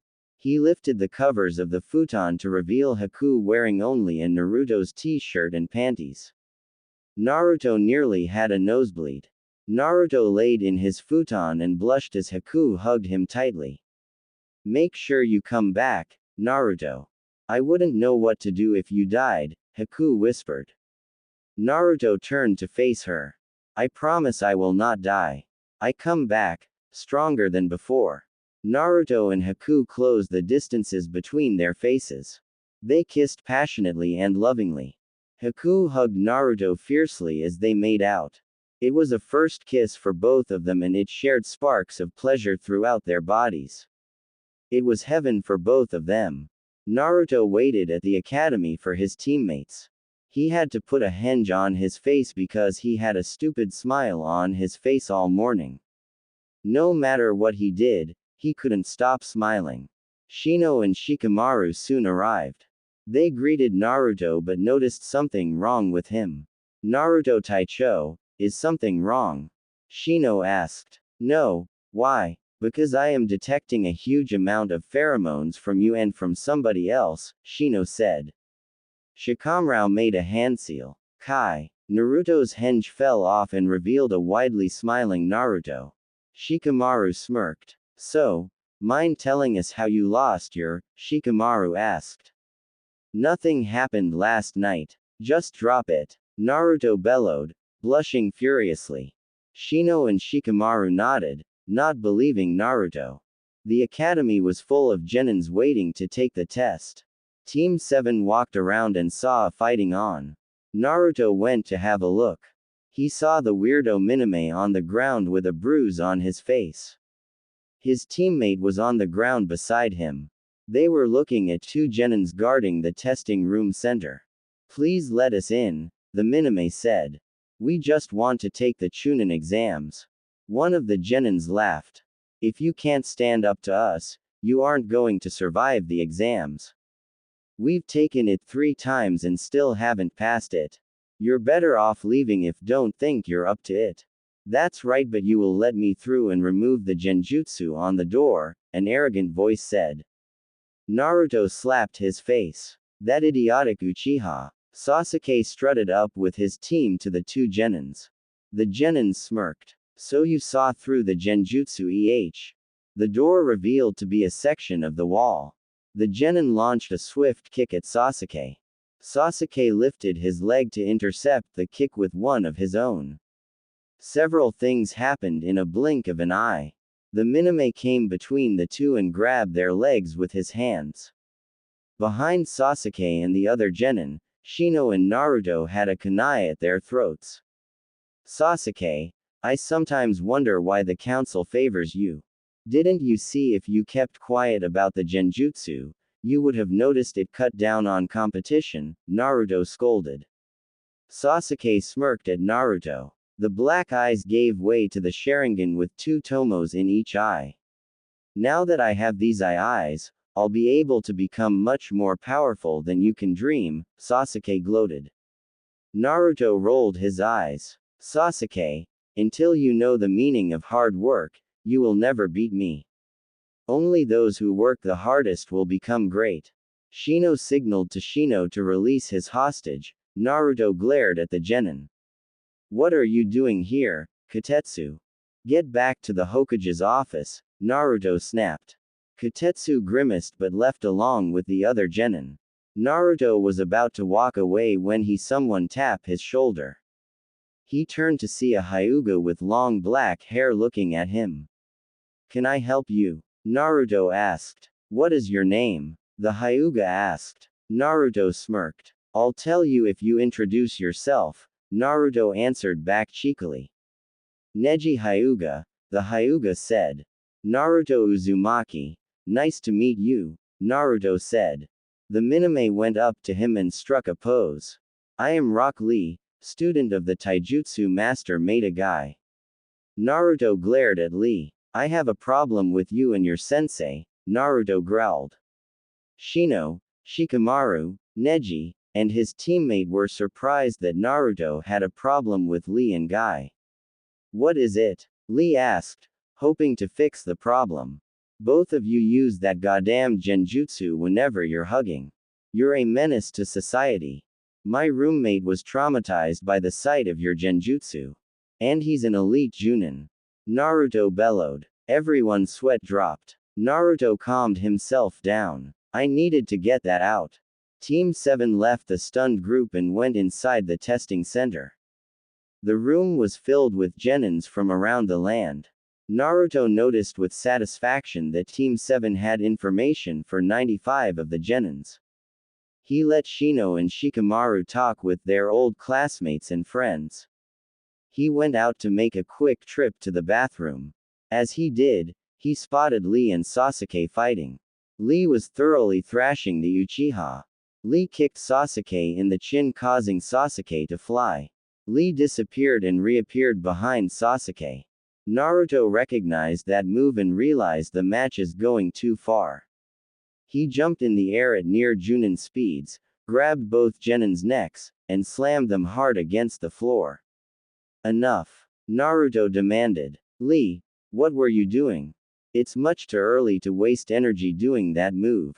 Save it. What would Guy think if he saw you doing that move for no good reason? Lee started to weep. You're right, Naruto-san. Guy-sensei would be ashamed of me. I shall do 5,001 armed push-ups to discipline myself. Why don't you just go to the testing center? The exam will start in several minutes, Naruto suggested. Lee nodded and ran to the testing center at a breakneck speed. Naruto turned his attention to Sasuke. Naruto applied more pressure to his neck. You know, Sasuke, you might want to follow Lee before I cause you to miss the test because of injury. Naruto let Sasuke go. Sasuke glared at Naruto but followed Lee into the testing center. His team followed Sasuke. Sakura was glaring while Kiba was giving him the thumbs up. Naruto headed toward the testing center to see Sasuke talking with a Konoha genin named Kabuto. That's no fun. You know their names, Kabuto said. He pulled out 4 cards. First up, Rock Lee. He's a year older than you are and completed 20D rank and 11C rank mission. He's a taijutsu specialist but lacks greatly in ninjutsu and genjutsu. However, his taijutsu skill is beyond Chunin and possibly Junin. Next 3 are Konoha's Team 7. They are Shikamaru Nara, Shino Aburame, and Naruto Uzumaki. They are in your graduating class but have extremely impressive stats. They have completed 29D rank, 17C rank, 3B rank, and 1A rank missions. They are a well-rounded team with no real weakness in taijutsu, ninjutsu, or genjutsu. Although Shino and Shikamaru have their clan jutsus, they diversified and covered their weakness. The leader Naruto is definitely beyond Junin's skill. He excels in ninjutsu and kenjutsu and has defeated an S-rank missing nin named Katsu. Naruto had enough. He grabbed Kabuto's pack of cards and threw them to Shino. Burn them. Shino easily burned the cards to ashes. However, the damage was done. Team 7 was identified as the most powerful team in the room. Nearly all the genins were observing Naruto, Shino, or Shikamaru for any weaknesses. Naruto's temper snapped. He jumped up on a desk and released control of Kyuubi's chakra for a full minute. The effects were instantaneous. Everyone in the room was gasping as the suffocating demonic chakra drained the will to live from the body. The amount Naruto was releasing was greater than Akage's. Gaara was holding his head in pain as a voice screamed in terror. Everyone was on the ground. Some genins were suffering from seizures. Many were asphyxiating from their lungs not working. Naruto reigned in control of the demonic chakra. Now go mind your own goddamned business. He jumped down and checked Shino and Shikamaru. They were a bit winded but were going to be fine. All over the room, the strongest genins were helping their teammates up. Soon only the strongest were conscious, which was around 17 teams. Everyone else was knocked out.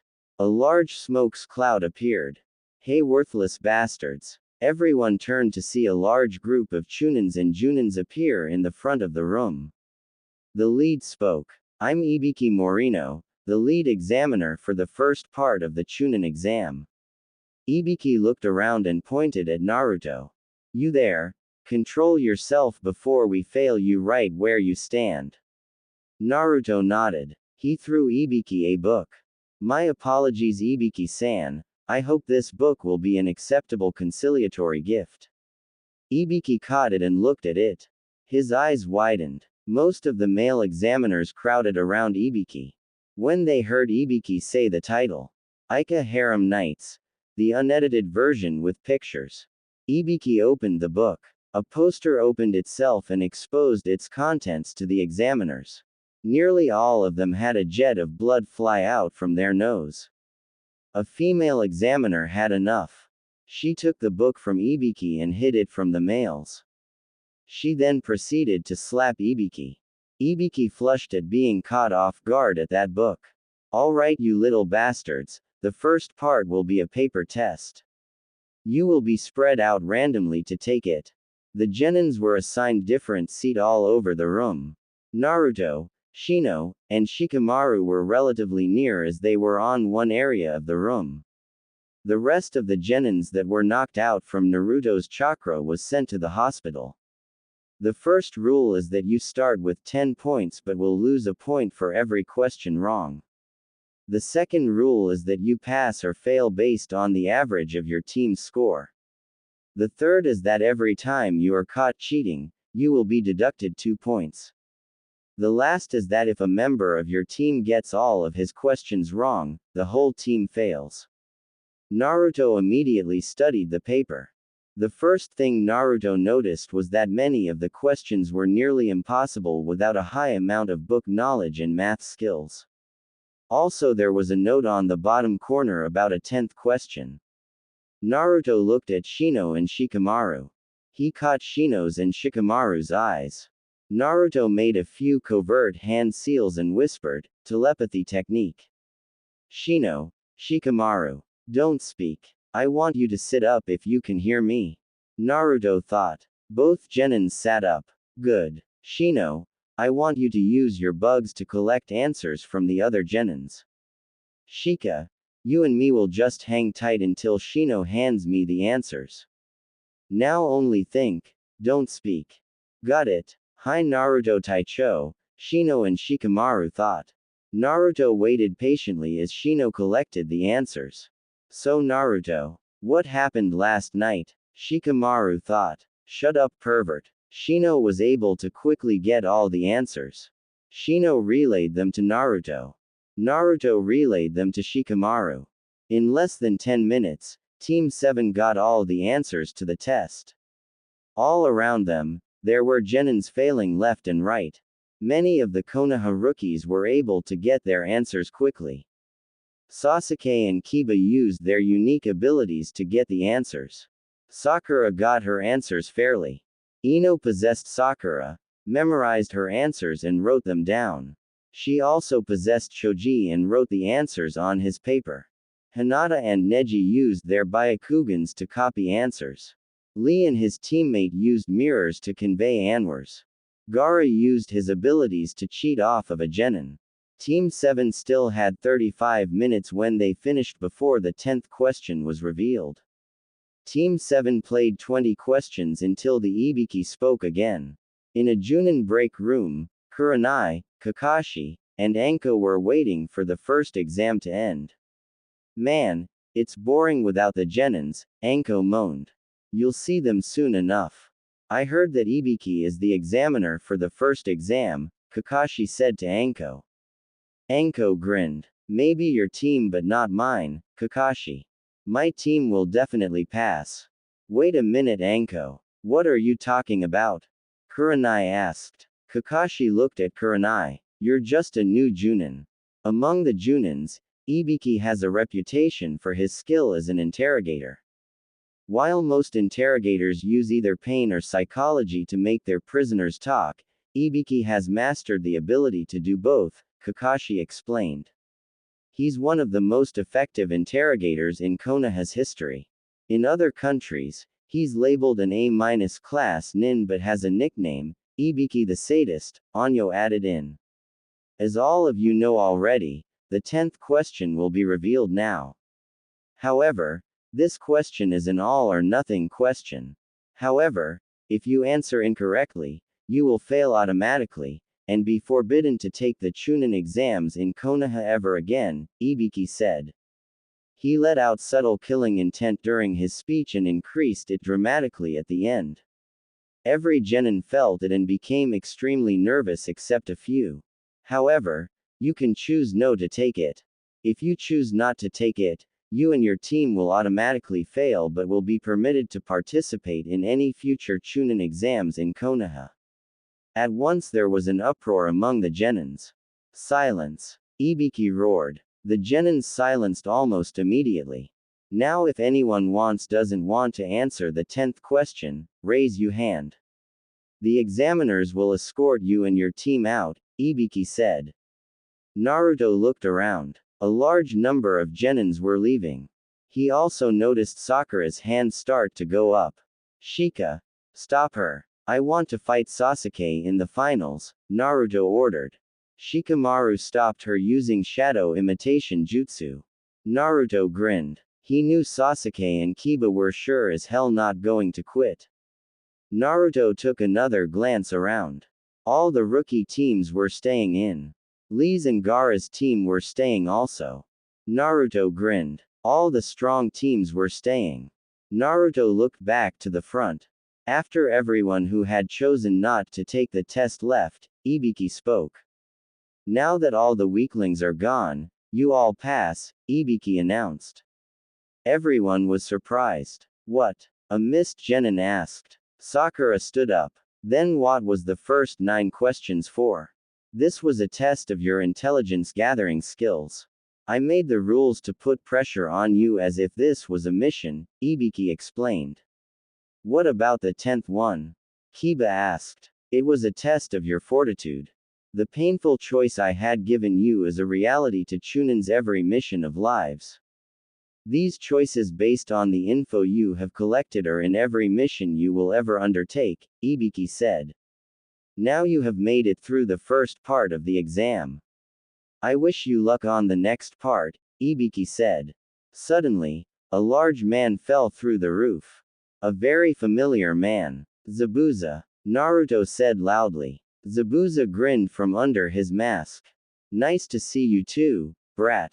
Now I'm Zabuza Momochi, the examiner for the second exam, Zabuza said. You bastard traitor, a mist genin growled out. A kunai stabbed beside his hand, deeply into the table. The mist genin looked to see Naruto with his hand still in a throwing position. Watch who you're insulting, asshole. Next time I'll aim at your head, Naruto growled. Zabuza cleared his throat. 20 teams. Now, get in you teams and follow me to the second exam. Naruto made a quick note on the bottom of his exam and hurried after his team.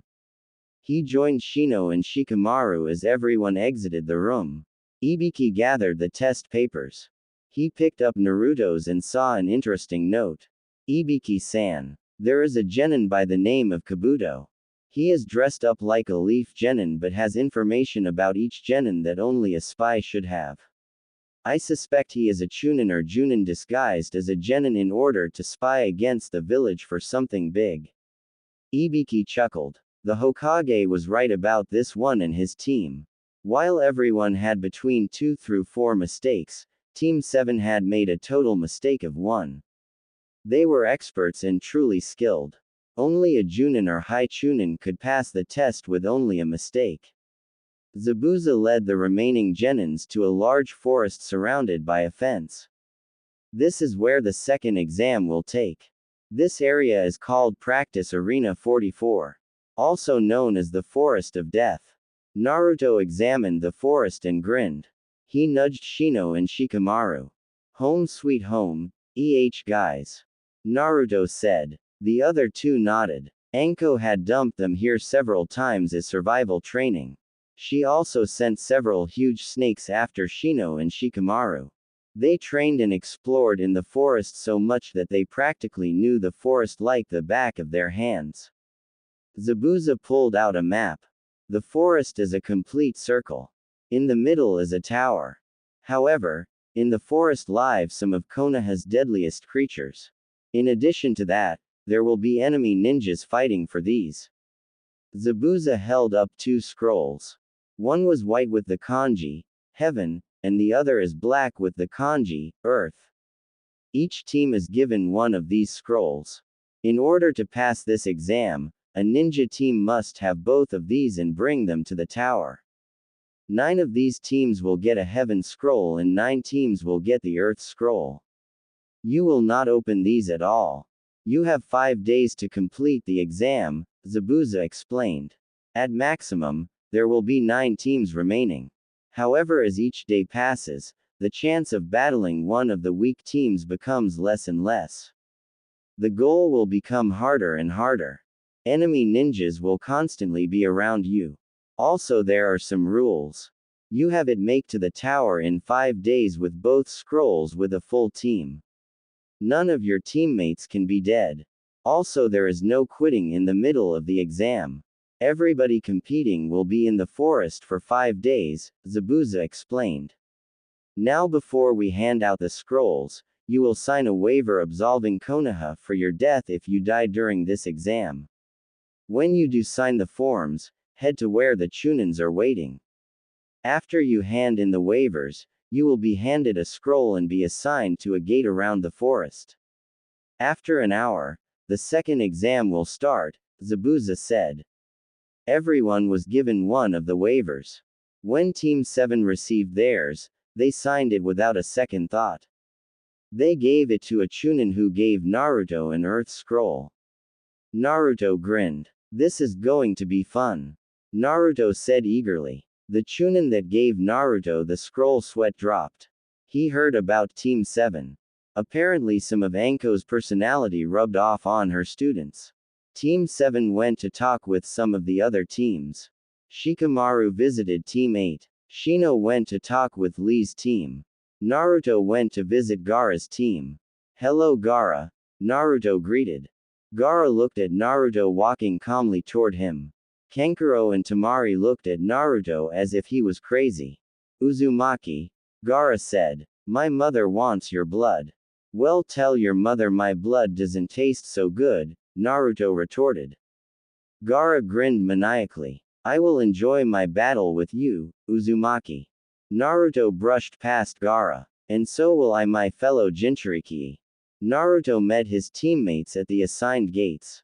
A Chunin was there waiting for them. 3, 2, 1. The second exam starts now. Zabuza announced. Every Chunin opened the gate for the Genins. The Genins rushed out, eager to fight. One team, a grass team, had a different objective. The leader of the Genin team chuckled. Ku, Sasuke, you soon will mine, the Genin chuckled. He licked his lips with an abnormally long tongue. Shino, Shikamaru, and Naruto jumped in the trees and immediately went to a clearing. As soon as they landed, Naruto gave out orders. Shino, take Shikamaru with you and scout the area. If you see other Genin teams, ambush them and steal their scroll as well as their supplies unless if they are not Leaf teams. Also take a shadow clone with you.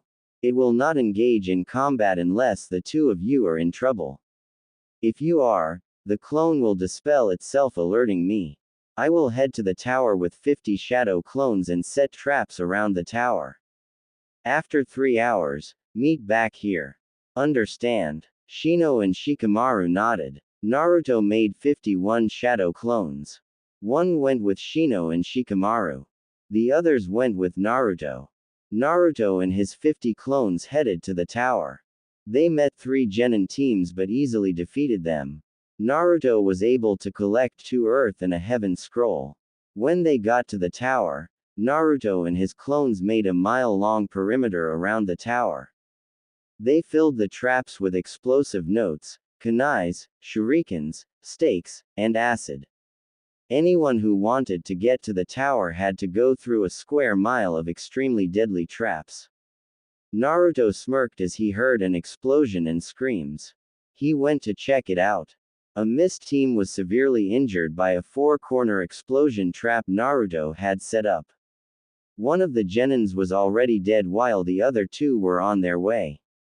Naruto stabbed both Genins to spare them of the pain. Naruto then searched the mist Genin's pockets. He retrieved another Heaven Scroll and more ninja equipment. Naruto dispelled all of his clones and went back to meet his team at the clearing. As he did, he saw Kiba going head to head with a gigantic snake. Kiba and Akamaru were dead tired. They watched in resignation as the snake reared back for another strike. Kiba threw Akamaru out of the way as the snake struck. Kiba closed his eyes for the inevitable pain. After an eternity, Kiba opened his eyes. Naruto was sitting by him, Akamaru was in his arm, sleeping. The snake was dead, its head cut off. Hey Kiba, what's up? Naruto said cheerfully. What are you doing here? Kiba asked. The question is, what are you doing here? I was on a scouting run for Sasuke when this snake appeared. Akamaru and I tried to kill it, but the snake was too strong and fast. Sasuke and the snake carcass behind them exploded into a cloud of smoke. Naruto's eyes widened. Only one other person has snake summons instead of Anko, Naruto thought. Kiba, bring me to Sasuke and Sakura right now. Naruto ordered. Kiba nodded. He led Naruto to where Sasuke and a grass nin were fighting. Sasuke had already tied the genin to the tree and burned him. Sasuke turned to see Naruto with Kiba. Sasuke's anger clouded his better judgment. He leapt at Naruto with a kunai in hand. Naruto's eyes widened, not because of Sasuke, but the genin behind Sasuke. Naruto drew his sword, batted Sasuke away, and slashed at the genin. The sword sliced the genin's face into ribbons. Naruto knew this genin was not a genin. Orochimaru, what are you doing here? Naruto growled. Team 10 was confused. The grass nin chuckled.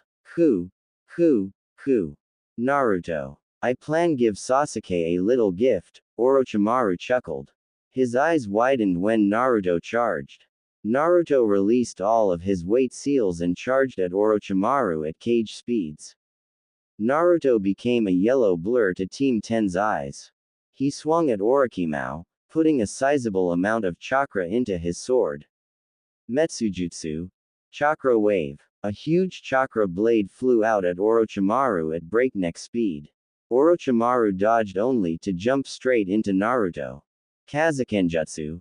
Typhoon thrust. Naruto stabbed his into Orochimaru's shoulder. Orochimaru had no time to react and felt Naruto's blade stab through his shoulder. In addition to the stab wound, the chakra in the sword began revolving around the blade. It was like a drill that was growing larger and larger. Orochimaru screamed as the chakra ate away at his flesh. He jumped away but had a huge hole in his shoulder. Orochimaru knew he had to escape. He summoned a large snake at Naruto. The snake attacked Naruto. Naruto needed a moment to kill the snake, but that was all Orochimaru needed. Orochimaru stretched out his neck and bit Sasuke on his neck, implanting the cursed seal of heaven.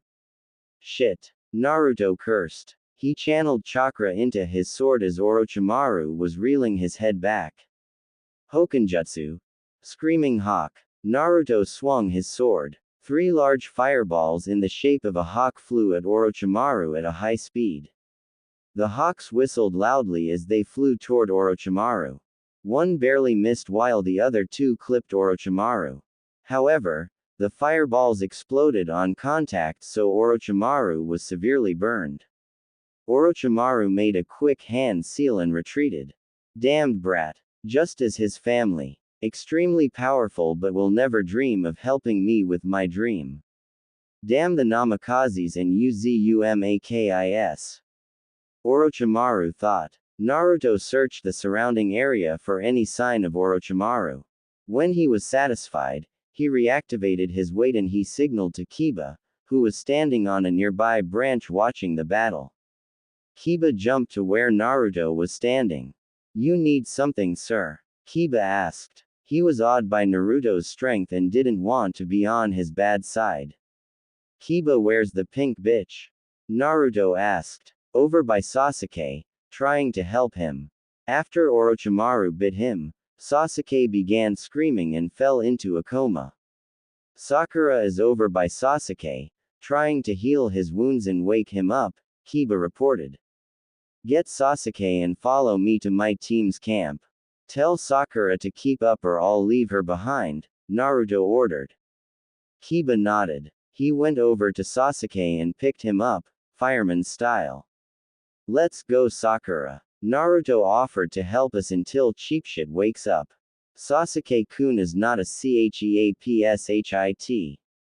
Sakura screeched. Naruto appeared behind her and knocked her out. He heaved her on his shoulder. Banshee bitch, Naruto muttered. He looked at Kiba, who was grinning at Naruto. She is indeed a banshee bitch, right Akamaru, Kiba said. Akamaru barked a bit. Kiba was chuckling. Naruto stared at Kiba, confused. Akamaru said that calling her a bitch would be an insult against canines everywhere, Kiba explained. Naruto grinned. Keep up. Naruto and Kiba traveled at a fast pace in the trees for 15 minutes straight. They landed in a clearing where Shino and Shikamaru had already set up camp. They saluted Naruto when he arrived. Hey Naruto. Shino and I scouted the area. There were several genin teams, most of them were of the leaf. We did ambush a rain team, a grass team, and 2 mist teams. We stripped them of their equipment and weapons. We accumulated so much stuff that we had to seal it into scrolls like you showed us, Shikamaru reported. Which skulls did you get? Naruto asked. 2 heaven scrolls and 2 earth scroll. Naruto grinned. On my way to set up traps, I ambushed 3 genin teams. When I finished setting the traps, one team set off one of my booby traps. They died and I retrieved their scroll. As of now, we have 9 scrolls between us, 4 heaven scrolls and 5 earth scrolls. Hey Kiba, what scroll you have? Naruto asked. A heaven one, Kiba answered puzzled. Give bitch boy an earth scroll, Naruto said with a smirk on his face. Oi, Kiba shouted but really didn't care. Shikamaru tossed Kiba an earth scroll. Kiba was ecstatic. Team 10 would be able to go to the 3rd exam. Yahoo Akamaru. We'll be able to enter the 3rd exam, Kiba said excitedly.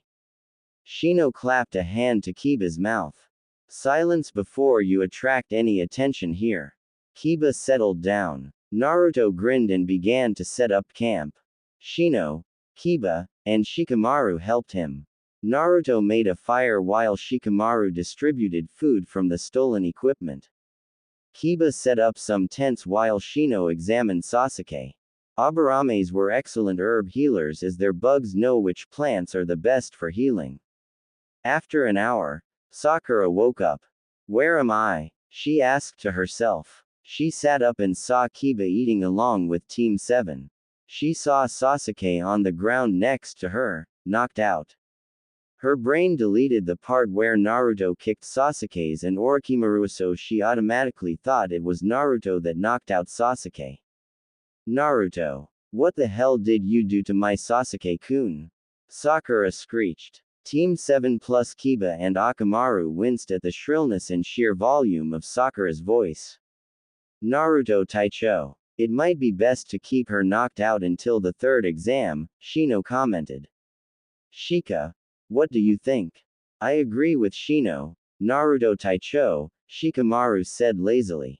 Naruto nodded. As Sakura was about to screech again, Naruto picked up one of the Senbons stolen from a rain genin. He threw it at a pressure point that knocked her out immediately. There. That'll keep her quiet for 10 hours. Enough to get a good night's sleep and complete the exam, Naruto said happily. Everyone nodded. Kiba ate his food in silence. He was happy that Team 7 acknowledged him and treated him like an equal. He also felt sad that he was much weaker than all of them and felt useless. Akamaru whined as he felt sadness waft from his master. Naruto noticed this. What's up, Kiba? It's nothing for you to get worried about, Kiba said quickly. Team 7 looked at each other, then they all shook their heads. Don't worry, Kiba. Tell us, Naruto encouraged. Akamaru barked in agreement. Kiba looked at the concerned faces of Team 7 and sighed. It's that, all of you guys are extremely skilled. Not only that, but you also are really close. You guys are everything I envisioned as a ninja of the leaf, Kiba admitted. Naruto blushed and rubbed the back of his head, smiling. Shikamaru gave a small smile while the bugs around Shino became more frenzied.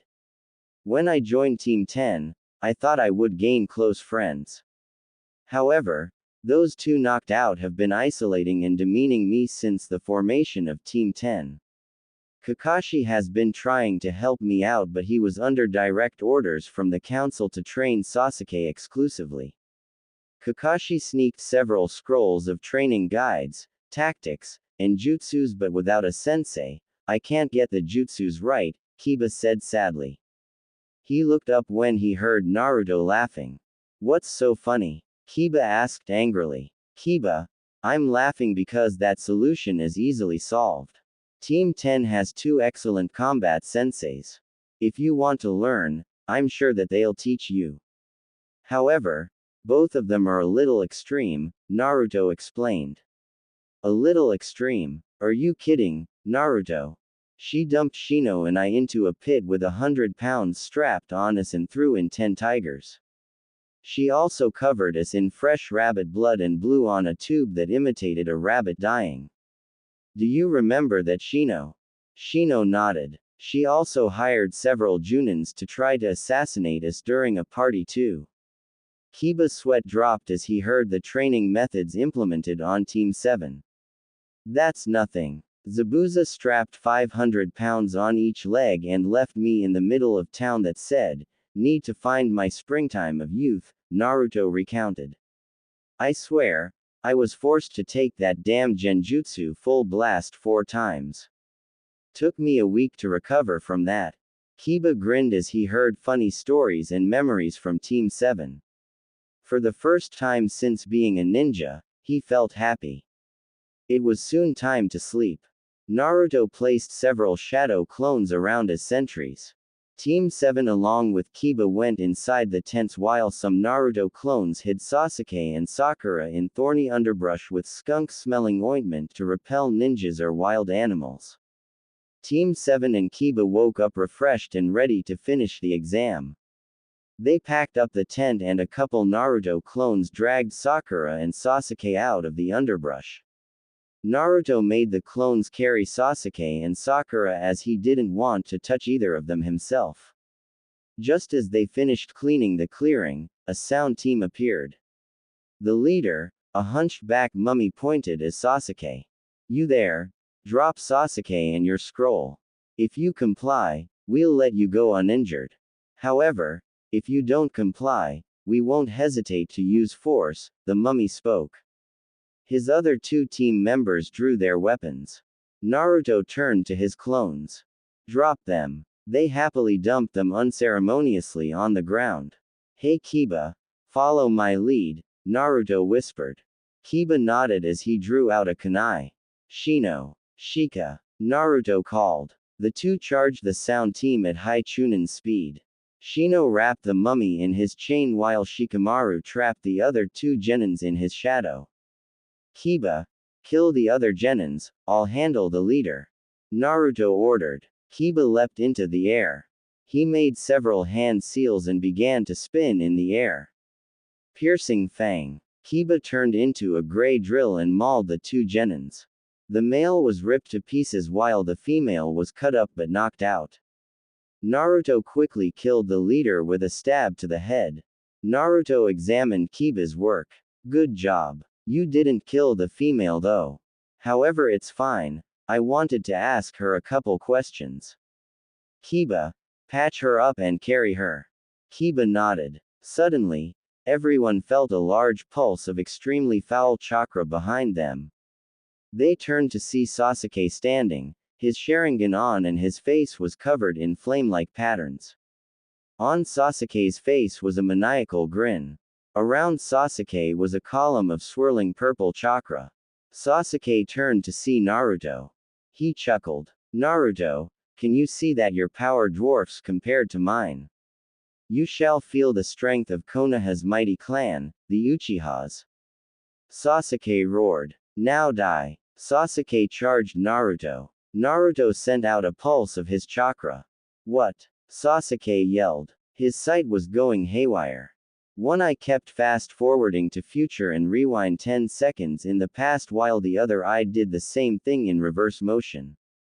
As a result, he couldn't see what was going on in the present. Naruto grabbed Sasuke by the back of his neck and easily lifted Sasuke.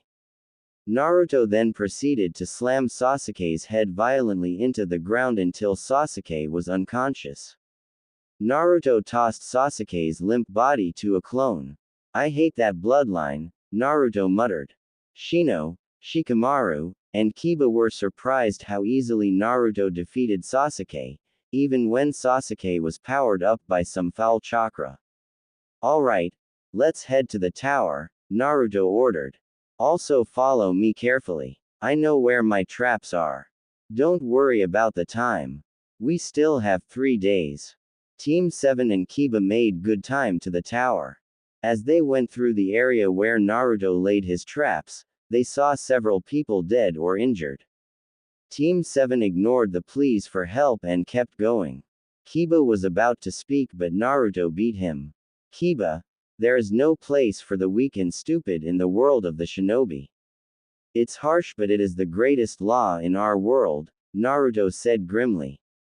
Kiba nodded. They arrived in the tower where they saw a large poster. Shikamaru was the first to figure it out.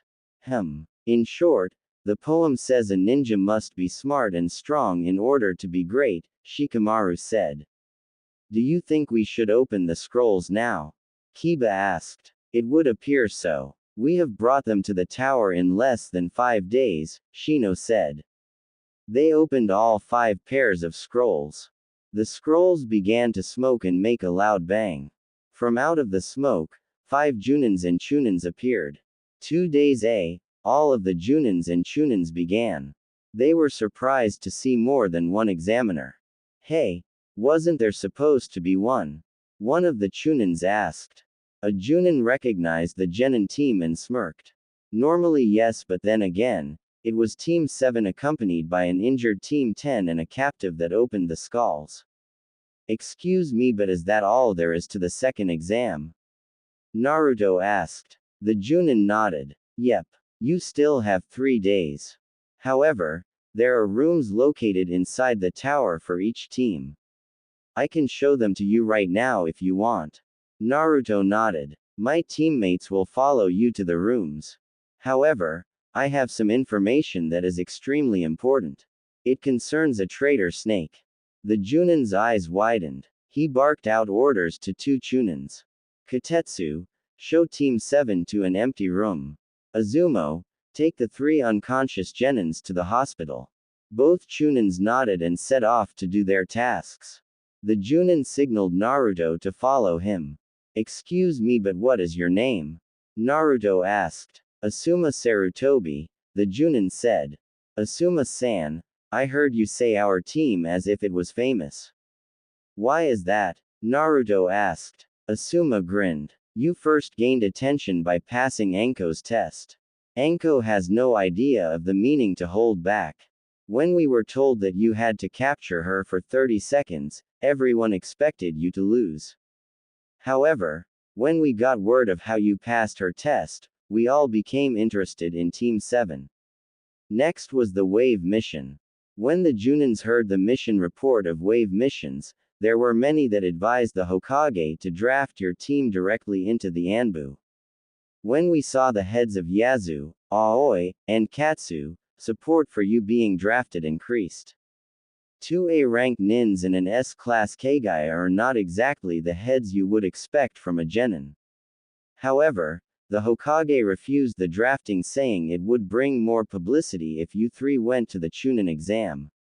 Many of the council, especially from the civilian council, said that Sasuke should be leader of Team 7.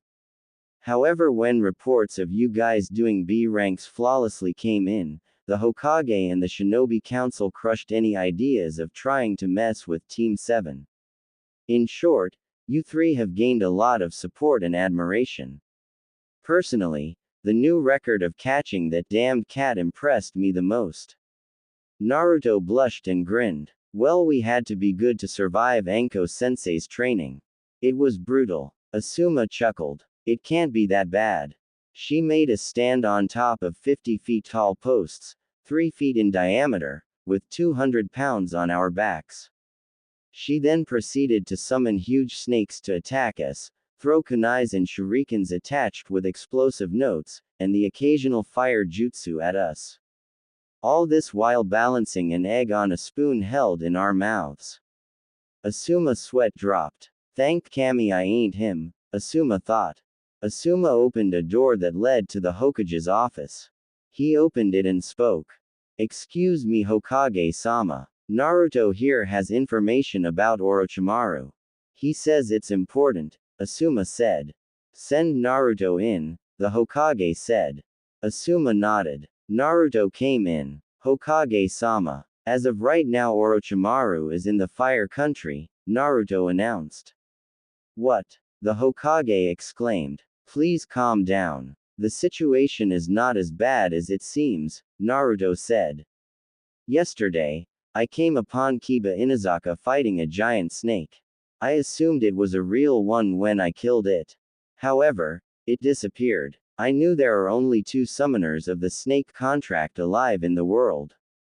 Anko had no reason to interfere with the exams, so I guessed it was Orochimaru. After Kiba showed me to his team, Orochimaru had finished toying with Sasuke. I fought him and managed to wound him badly, Naruto said. How badly? His left shoulder had a hole the size of a fist, Naruto replied. The Hokage smirked pleased. Please continue Naruto. Well, after I had put a hole in his shoulder, Orochimaru summoned a large snake to distract me. As I killed the snake, Orochimaru implanted a curse seal on Sasuke's neck. After that, I managed to severely burn him with several fireballs before he escaped. Well Naruto, I'm impressed. This information though is very disturbing. He formed a new village and I know has sand as an ally.